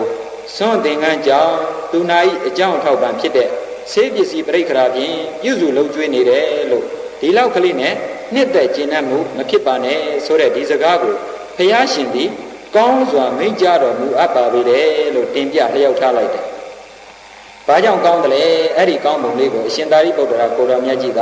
ဆက်လက်လျှောက်ထားတော်မူတယ်။ယသမိန်ပန္တိသမယေအရိယသာဝကောပဝေကံပိတေဥပါဒမေဇဝိဟရတိပင်စတ္တာဌာနာနိတသမိန်သမယေနဟောတိဗန္တိဘုံတော်နေဝန်ထွန်းလင်းတောက်ပါတော်မူသောမြတ်စွာဘုရားယသမိန်သမယေအကျဉ်ခါ၌အရိယာသာဝကောအရိယာဖြစ်တော်မူသောဘုရားရှင်၏တပည့်သာဝကသည်ပဝေကံပိတေနိဝရဏတရားကင်းစိတ်ချင်းကြောင့်ထင်ရှားဖြစ်ပေါ်၍လာရသောနှစ်သက်မြတ်နိုးခြင်းပိတိတရားကိုဝါလောကီလောကုတ္တရာဖြစ်သောပထမဇံပိတိဒုတိယဇံပိတိကိုဥပသမိစ္ဆပြည့်စုံကပ်ရောက်စေ၍ဝိဟရတိနေထိုင်၏အတ္တထိုအရိယာသူတော်ကောင်း၏တန်တ၌တသမိန်သမယေထိုကဲ့သို့သောလောကီဇံလောကုတ္တရာဇံတို့ကိုဝင်စား၍နေရာအချိန်ကာလ၌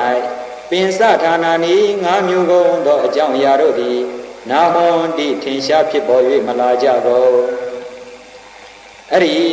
အရိယာသူတော်ကောင်းဟာပီတိနဲ့ရှင်နေတဲ့និဝရဏတရားတွေကကင်းစင်နေတဲ့လောကီဇံသို့မဟုတ်လောကုတ္တရာဇံဒီလိုပဝိဝေကပီတိတရားတွေနဲ့နေထိုင်မယ်ဆိုလို့ရှိရင်တော့ကာမဂုဏ်နဲ့ဆက်ဆက်နေတဲ့ဒုက္ခဒေါမနတာတရားတွေလည်းဖြစ်ခွင့်မရပါဘူးတဲ့ဒီအပိုင်းလေးကိုတော့ဥစဉ်အနေနဲ့အကျဉ်းချုပ်ပြီးတော့ပဲပြောသွားပြီးဖို့ရည်ရွယ်ချက်ထားတယ်နောက်တစ်ခုကတော့ကာမဂုဏ်နဲ့ဆက်ဆက်နေတဲ့ ဒုက္ခသောမနတာဝေဒနာတွေလည်းဖြစ်ခွင့်မရှိဘူးတဲ့အကုသိုလ်နဲ့ဆက်ဆက်နေတဲ့ဒုက္ခဒေါမနတာဝေဒနာတွေလည်းဖြစ်ခွင့်မရှိဘူးတဲ့အကုသိုလ်နဲ့ဆက်ဆက်နေတဲ့ဒုက္ခသောမနတာဝေဒနာတွေလည်းဖြစ်ခွင့်မရှိဘူးတဲ့ကုသိုလ်နဲ့ဆက်ဆက်နေတဲ့ဒုက္ခဒေါမနတာဝေဒနာတွေလည်းဖြစ်ခွင့်မရှိဘူးဆိုပြီးတော့အချက်က၅ချက်အနေနဲ့အကျိုးတရားတွေကိုထောက်ပြီးတော့ပြသွားတယ်ဒီတော့ဒီနေရာလေးမှာကုသိုလ်နဲ့ပတ်သက်ပြီးတော့ဒုက္ခဒေါမနတာသဘောတရားလေးကိုနည်းနည်းလေးကွဲပြီးတော့ပြောရမယ်ဆိုရင်တော့ကုသိုလ်ရေးလုပ်ငန်းတွေနဲ့ဆက်ဆက်နေတဲ့ကုသိုလ်တွေနဲ့ရှင်တွဲနေတဲ့ဒုက္ခဒေါမနတာတရားတွေကိုလည်းထိုးချိန်ကမှထင်ရှားမဖြစ်ပါဘူးဆိုလိုတာကကုသိုလ်ကိုအကြောင်းခံပြီးတစ်ခါတလေကိုဆင်းရဲခြင်းဒုက္ခဆိုတာရှိတယ်စိတ်ဆင်းရဲခြင်းဒေါမနတာတရားတွေဆိုတာရှိတယ်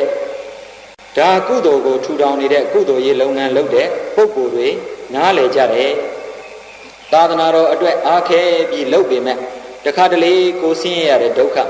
စိတ်မချမ်းသာမှုအခက်မသိတဲ့ဒေါမနတာတရားလေးတွေလည်းဝင်လာတတ်တယ်တရားဘာဝနာအားထုတ်တယ်ဆိုတာလဲသမထဘာဝနာဝိပဿနာဘာဝနာကုသိုလ်အရိယာမဲ့ကုသိုလ်တရားတွေတိုးပွားအောင်ကြိုးစားအားထုတ်နေတာပဲ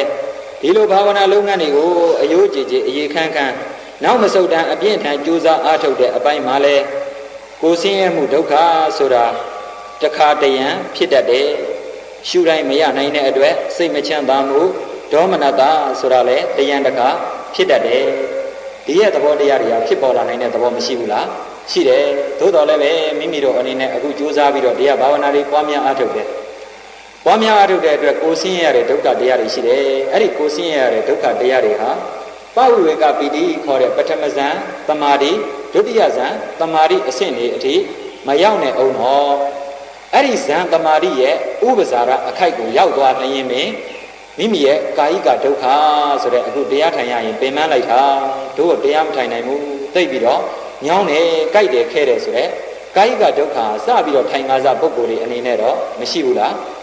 ရှိတယ်သို့တော့ဘယ်အချိန်မှာအဲ့ဒီဒုက္ခတွေကိုကြော်လွှတ်လွန်မြောက်သွားနိုင်တဲ့စွမ်းအားရှိမလဲဆိုရင်ပထမဇန်သမာဓိဒုတိယဇန်သမာဓိအစရှိတဲ့ဇန်သမာဓိတွေရဲ့ဥပဇာရသမာဓိအခိုက်ကိုရောက်သွားပြီဆိုရင်တော့ကုသိုလ်ကိုအကြောင်းပြုပြီးဖြစ်ပေါ်လာရတဲ့ကာယိကဒုက္ခတွေကိုလည်းပဲကြော်လွှတ်လွန်မြောက်သွားနိုင်တယ်ဒါကြောင့်မို့လို့တို့တွေအနေနဲ့ဒီအဆင့်တွေအထိရောက်အောင်ကြိုးစားပြီးပွားများအားထုတ်မယ်ဆိုတဲ့စိတ်ဓာတ်ကလေးကိုမွေးထားကြအောင်မကောင်းဘူးလားကောင်းတယ်တခါတလေကြတော့တရားဘာဝနာတွေပွားများအားထုတ်တယ်အားထုတ်ကြတာပဲနမိတ်ကလေးတွေကပေါ်လာလိုက်ပျောက်သွားလိုက်ပေါ်လာလိုက်ပျောက်သွားလိုက်15ရက်လောက်မိမိမှာကြိုးစားပြီးတော့အားထုတ်တယ်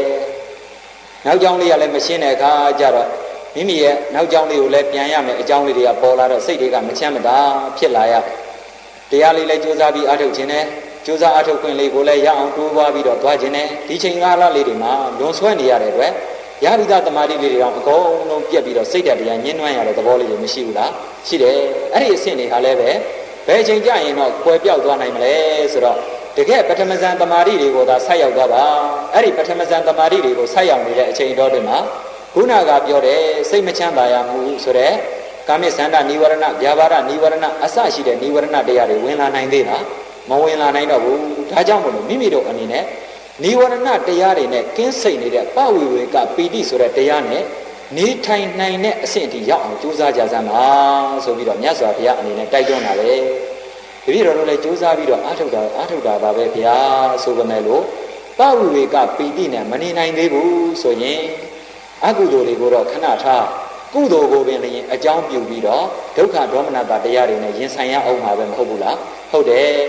တကယ်လို့သာပဝိဝေကပီတိကိုသာရရှိသွားမယ်ဆိုရင်တော့ခုနကပြောခဲ့တဲ့ဒုက္ခဒေါမနတာတရားတွေကိုလည်းပဲမိမိတို့အနေနဲ့ကြော်လွှားလွန်မြောက်သွားနိုင်တဲ့ချမ်းသာတွေအပြည့်အဝရရှိသွားနိုင်တဲ့စွမ်းအားမရှိဘူးလားရှိတယ်။သုံးညာဂရံပဝိထတတန္တစိတ်တတဘိက္ခုနောအမာနုတိရတိဟောတိသမ္မာဓမ္မဝိပတတောသုံးညာဂရံစိတ်ဉ္ဇာကမ္မထံကြောင့်သောပဝိထတဝင်လျက်တန္တာစိတ်တတငြိမ်သက်သောစိတ်ရှိသည်ဖြစ်၍သမ္မာကောင်းစွာဓမ္မံယုတ်တရားနံတရားတို့၏ဖြစ်ခြင်းပြည့်ခြင်းသဘောကိုဝိပါတတောဝိပဿနာရှုသောဘိက္ခုနောတန္တရာဘေကိုရှုတတ်သောယောဂီမြတ်အားအမာနုတိလူတမ္မနတ္တမတို့မခံစားနိုင်သော ရတ္တိဝိပဿနာပိတိဒုက္ခချမ်းသာသည်ဟောတိစင်စစ်မသွေဖြစ်ပါ၏တော်တည်း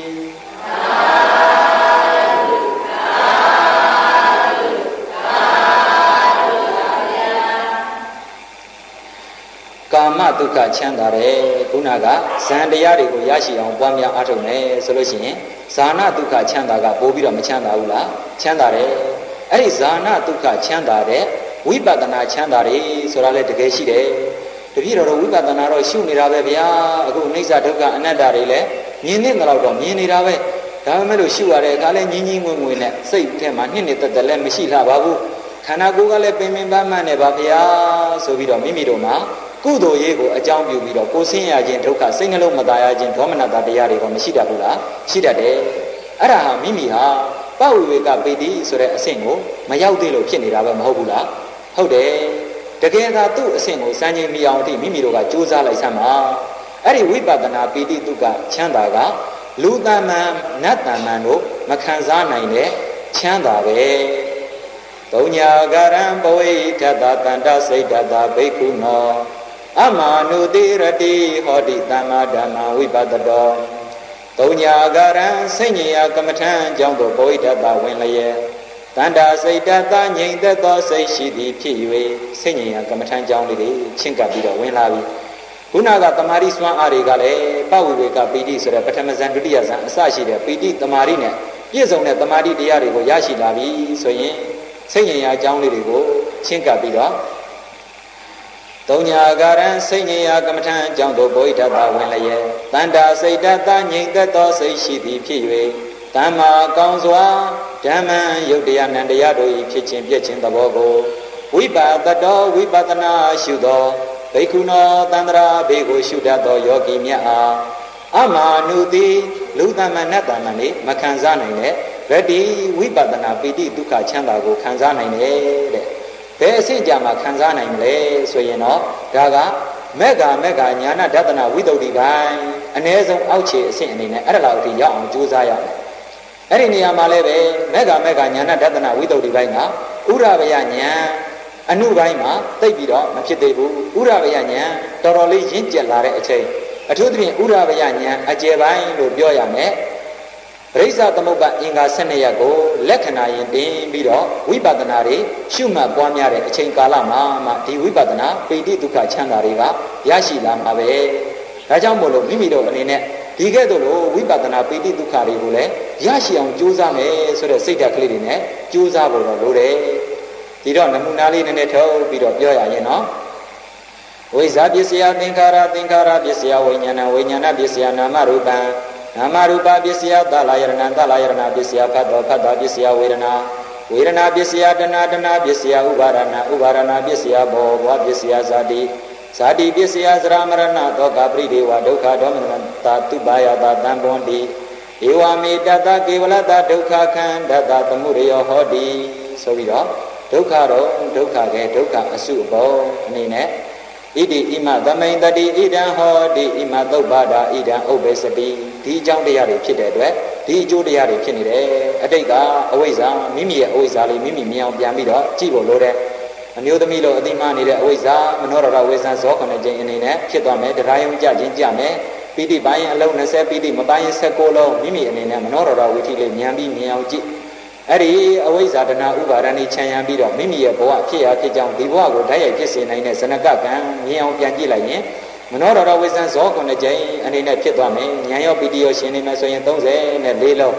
အဲ့ဒီမနောရဝေဇံဇော9ကြိမ်တရားယုံ2ကြိမ်အနေနဲ့ဖြစ်သွားတဲ့သင်္ခါရလေးလည်းမြင်အောင်ပြန်ကြည့်ဣတိဣမသမိန်တတိဣဒံဟောတိဤအကြောင်းတရားတွေဖြစ်တဲ့အတွက်ကြောင့်ဤအကျိုးတရားတွေဖြစ်ပေါ်လာရတယ်ဒီတော့မိမိအနေနဲ့သင်္ခါရပစ္စယဝိညာဏံဒီသင်္ခါရတရားတွေဖြစ်ခြင်းကြောင့်ပရိသန္တိဝိညာဉ်တွေဖြစ်ပုံမြင်အောင်ပြန်ကြည့်ဒီသင်္ခါရတရားတွေဖြစ်ခြင်းကြောင့်ဘဝင်ဝိညာဉ်တွေဖြစ်ပုံမြင်အောင်ပြန်ကြည့်ဒီသင်္ခါရတရားတွေဖြစ်ခြင်းကြောင့်သက္ကုဝိညာဉ်သောတာဝိညာဉ်ခန္ဓာဝိညာဉ်ဇိဝဝိညာဉ်ကာယဝိညာဉ်တွေဖြစ်ပုံမြင်အောင်ပြန်ပြီးတော့ကြည့်လို့ရတယ်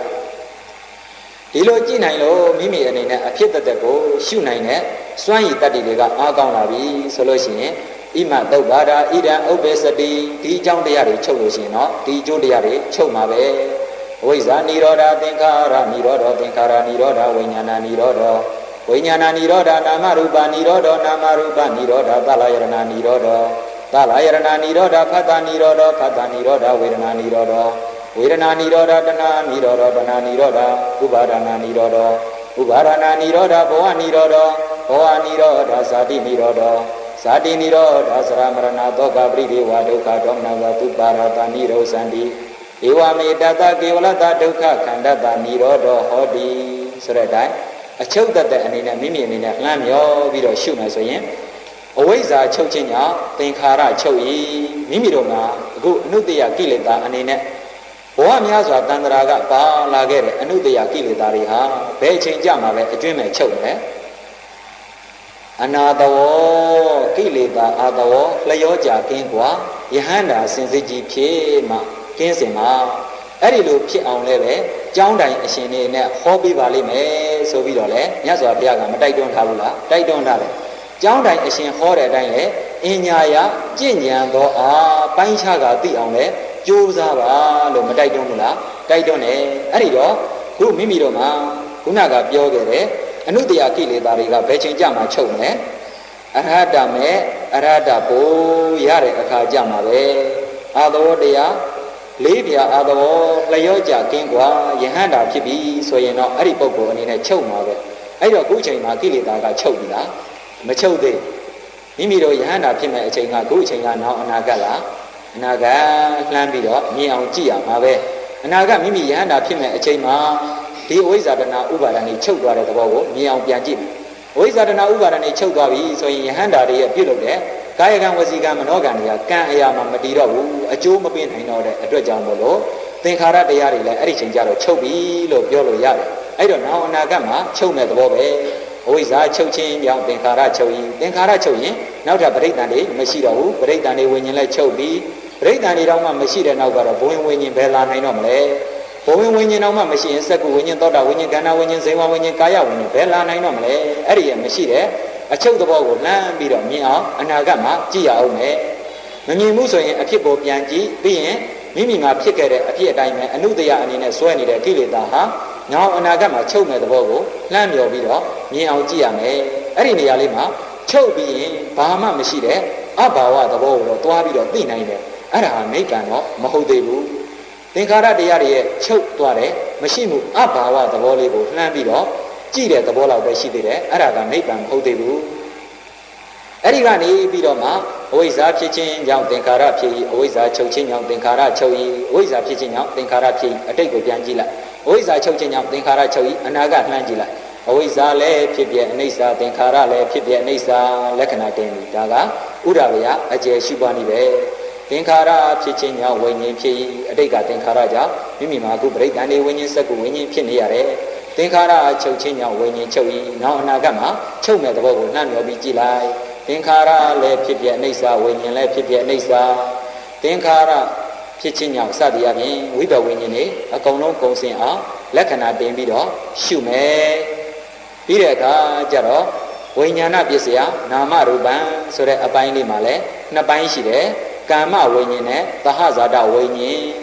ကာမဝိညာဉ်ဆိုတာကအတိတ်ကကာမဝိညာဉ်အတိတ်ကကာမဝိညာဉ်ဖြစ်ခြင်းကြောင့်ဝိညာဏပစ္စယနာမရူပံမိမိတို့မှာဒီဘက်မှာနာယုတ်ဖြစ်တယ်ဆိုလို့ရှိရင်ရုပ်အရာကံမဇယုတ်မိယာဝတ္ထုတွေမှာကံမဇယုတ်ကိုယူပြီးတော့နာအရာစိတ်စေတသိက်အားလုံးကိုယူရတယ်နည်းနည်းလေးရှုွက်ကလေးအနေနဲ့ပုံဖော်ပေးမယ်ဆိုရင်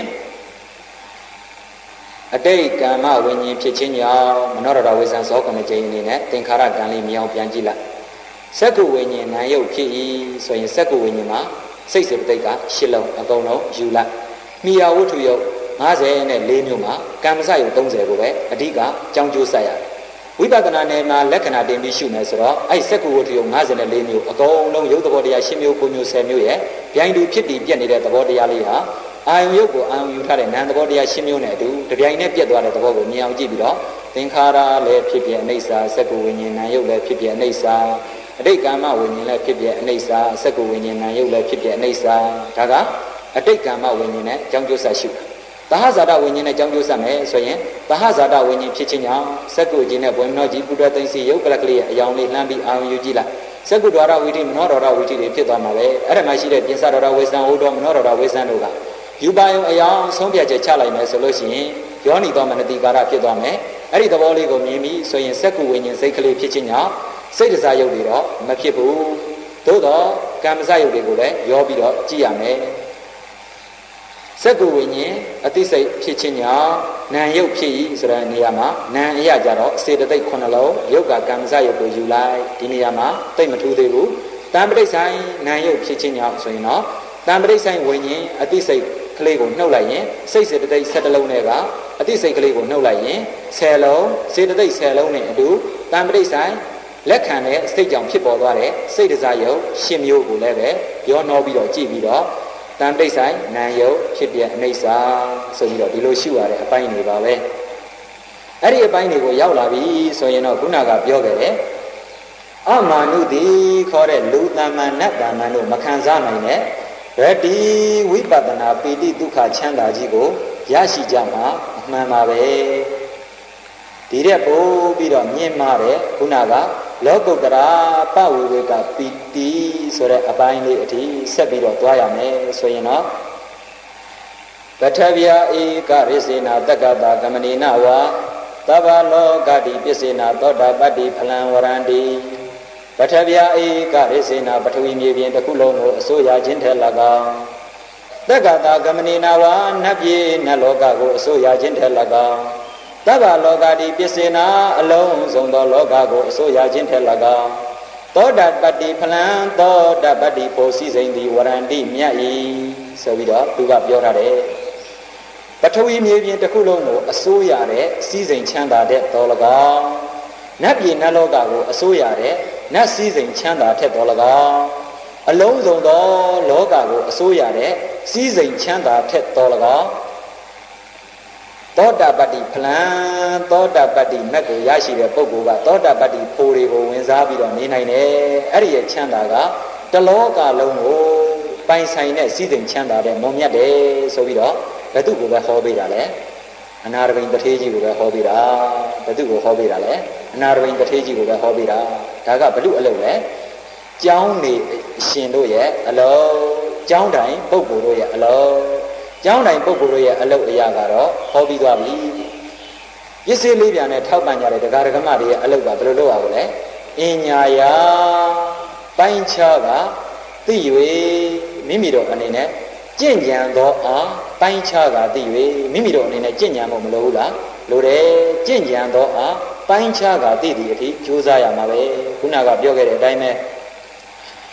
ဖြစ်ပြတဲ့လက္ခဏာတင်ပြီးတော့ရှုလိုက်လို့ဥဒ္ဒဗယဉာဏ်တွေကရင့်တန်လာလို့နောက်ပိုင်းမှာရုပ်သဘောတရားလေးတွေကိုရှုလိုက်ရင်အမုံတော်မှမကြံတော့ဘူးရုပ်သဘောတရား10မျိုး9မျိုး10မျိုးပရမတ္တတ္တမှာဉာဏ်မြင်ကစိုက်သွားပြီနာမ်သဘောတရားတွေကိုရှုလိုက်မယ်ဆိုရင်အဖြစ်ကိုယ်တော်မှနှလုံးမသွင်းနိုင်တော့ဘူးအပြည့်တတ်ကိုမြင်နေပြီရှေ့စိတ်ကိုရှုလိုက်တာနဲ့နောက်စိတ်တွေကတဒန်းနဲ့ရှေ့စိတ်ကိုနောက်စိတ်နဲ့ညာတင်းစာညာနှင်းစာဥပောပိဝိပတ္တိဆိုတဲ့အတိုင်းနဲ့ဇက်တိုင်းအပြည့်တတ်တွေကိုအာရုံယူပြီးတော့သွားနိုင်တဲ့အဆင့်လောက်ကိုရောက်လာပြီဆိုရင်တော့အဖြစ်ကိုနှလုံးမသွင်းတော့ဘဲနဲ့အပြည့်တတ်ရှုသွားလို့ရပြီလက္ခဏာရေး3ပါးမှာလည်းပဲမိမိနှစ်သက်တဲ့လက္ခဏာတစ်ခုကိုပဲရှုသွားရင်ရပြီ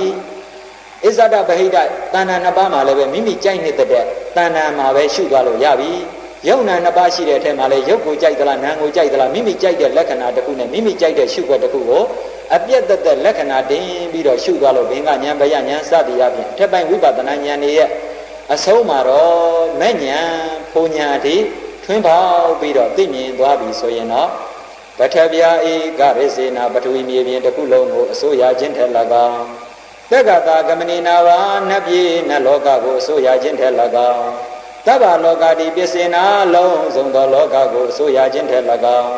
သောတာပတ္တိဖလံသောတာပတ္တိဖို့စည်းစိမ်သည်ဝရန္တိမြတ်၏ဆိုတဲ့အတိုင်းနဲ့အဲ့ဒီရဲ့စည်းစိမ်ချမ်းသာတွေကိုမိမိတို့ဟာပစ္စည်းဥစ္စာအနှဲငယ်မြမကုန်ကြပဲနဲ့လိုရာခဏအလွယ်ပင်ရနိုင်တဲ့ပဝိဝေကပီတိ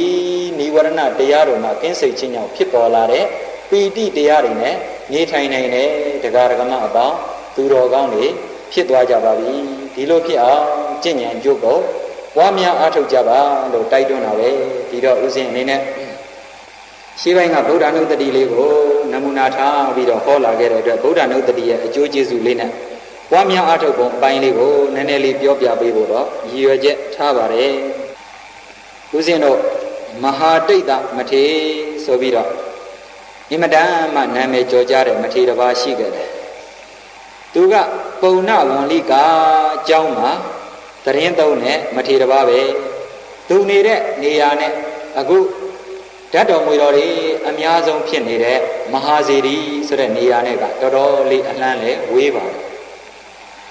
သူ့ရဲ့တငယ်ချင်းမိတ်ဆွေတွေကလပြင်းနေမှာမဟာစေတီကိုဖူးမြော်မယ်ဆိုပြီးတော့သူ့ကိုပြောပြီးတော့မဟာစေတီကိုဖူးမြော်ဖို့အတွက်သွားကြတယ်လာချမ်းလေးကလည်းသာသာသူ့အနေနဲ့ခုလောက်ဆိုရင်တော့ငါရဲ့တငယ်ချင်းတွေမဟာစေတီရင်ပြင်ပေါ်ကိုမြန်ရောက်နေပြီလားမသိဘူးလို့အာရုံယူလိုက်တဲ့အခါကျတော့တမာရီစွမ်းအားရဲ့လင်းအောင်ကြီးကိုအသုံးချလိုက်တဲ့အတွက်မဟာစေတီကြီးဟာသူ့ရဲ့ဉာဏ်နဲ့မှကွက်ကွက်ကွင်းကွင်းပေါ်လာတယ်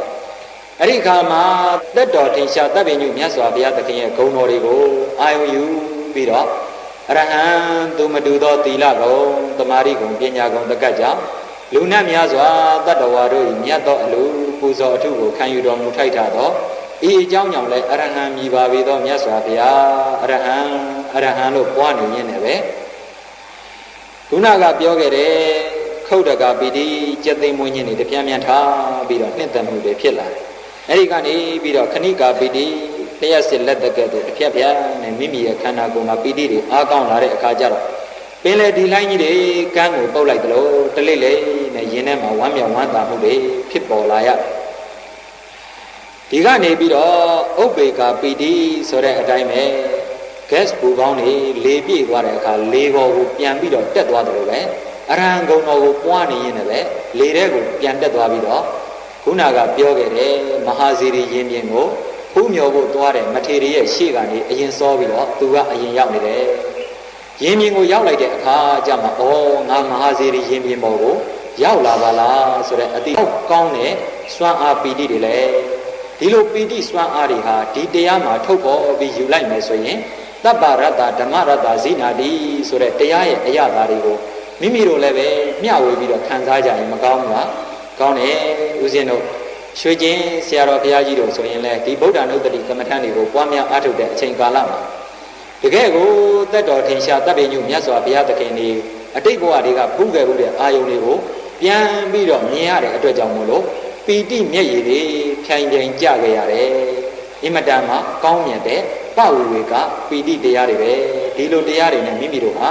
နေထိုင်နိုင်အောင်ကျင့်ကြံကြိုးကိုပွားများအားထုတ်သွားမယ်ဆိုရင်အင်မတန်ကောင်းတယ်ဒီလောက်တင်မကသေးဘူးဦးဇင်းတို့ကိုယ်ဝန်ဆောင်မိခင်တွေကမှပဝေဝေ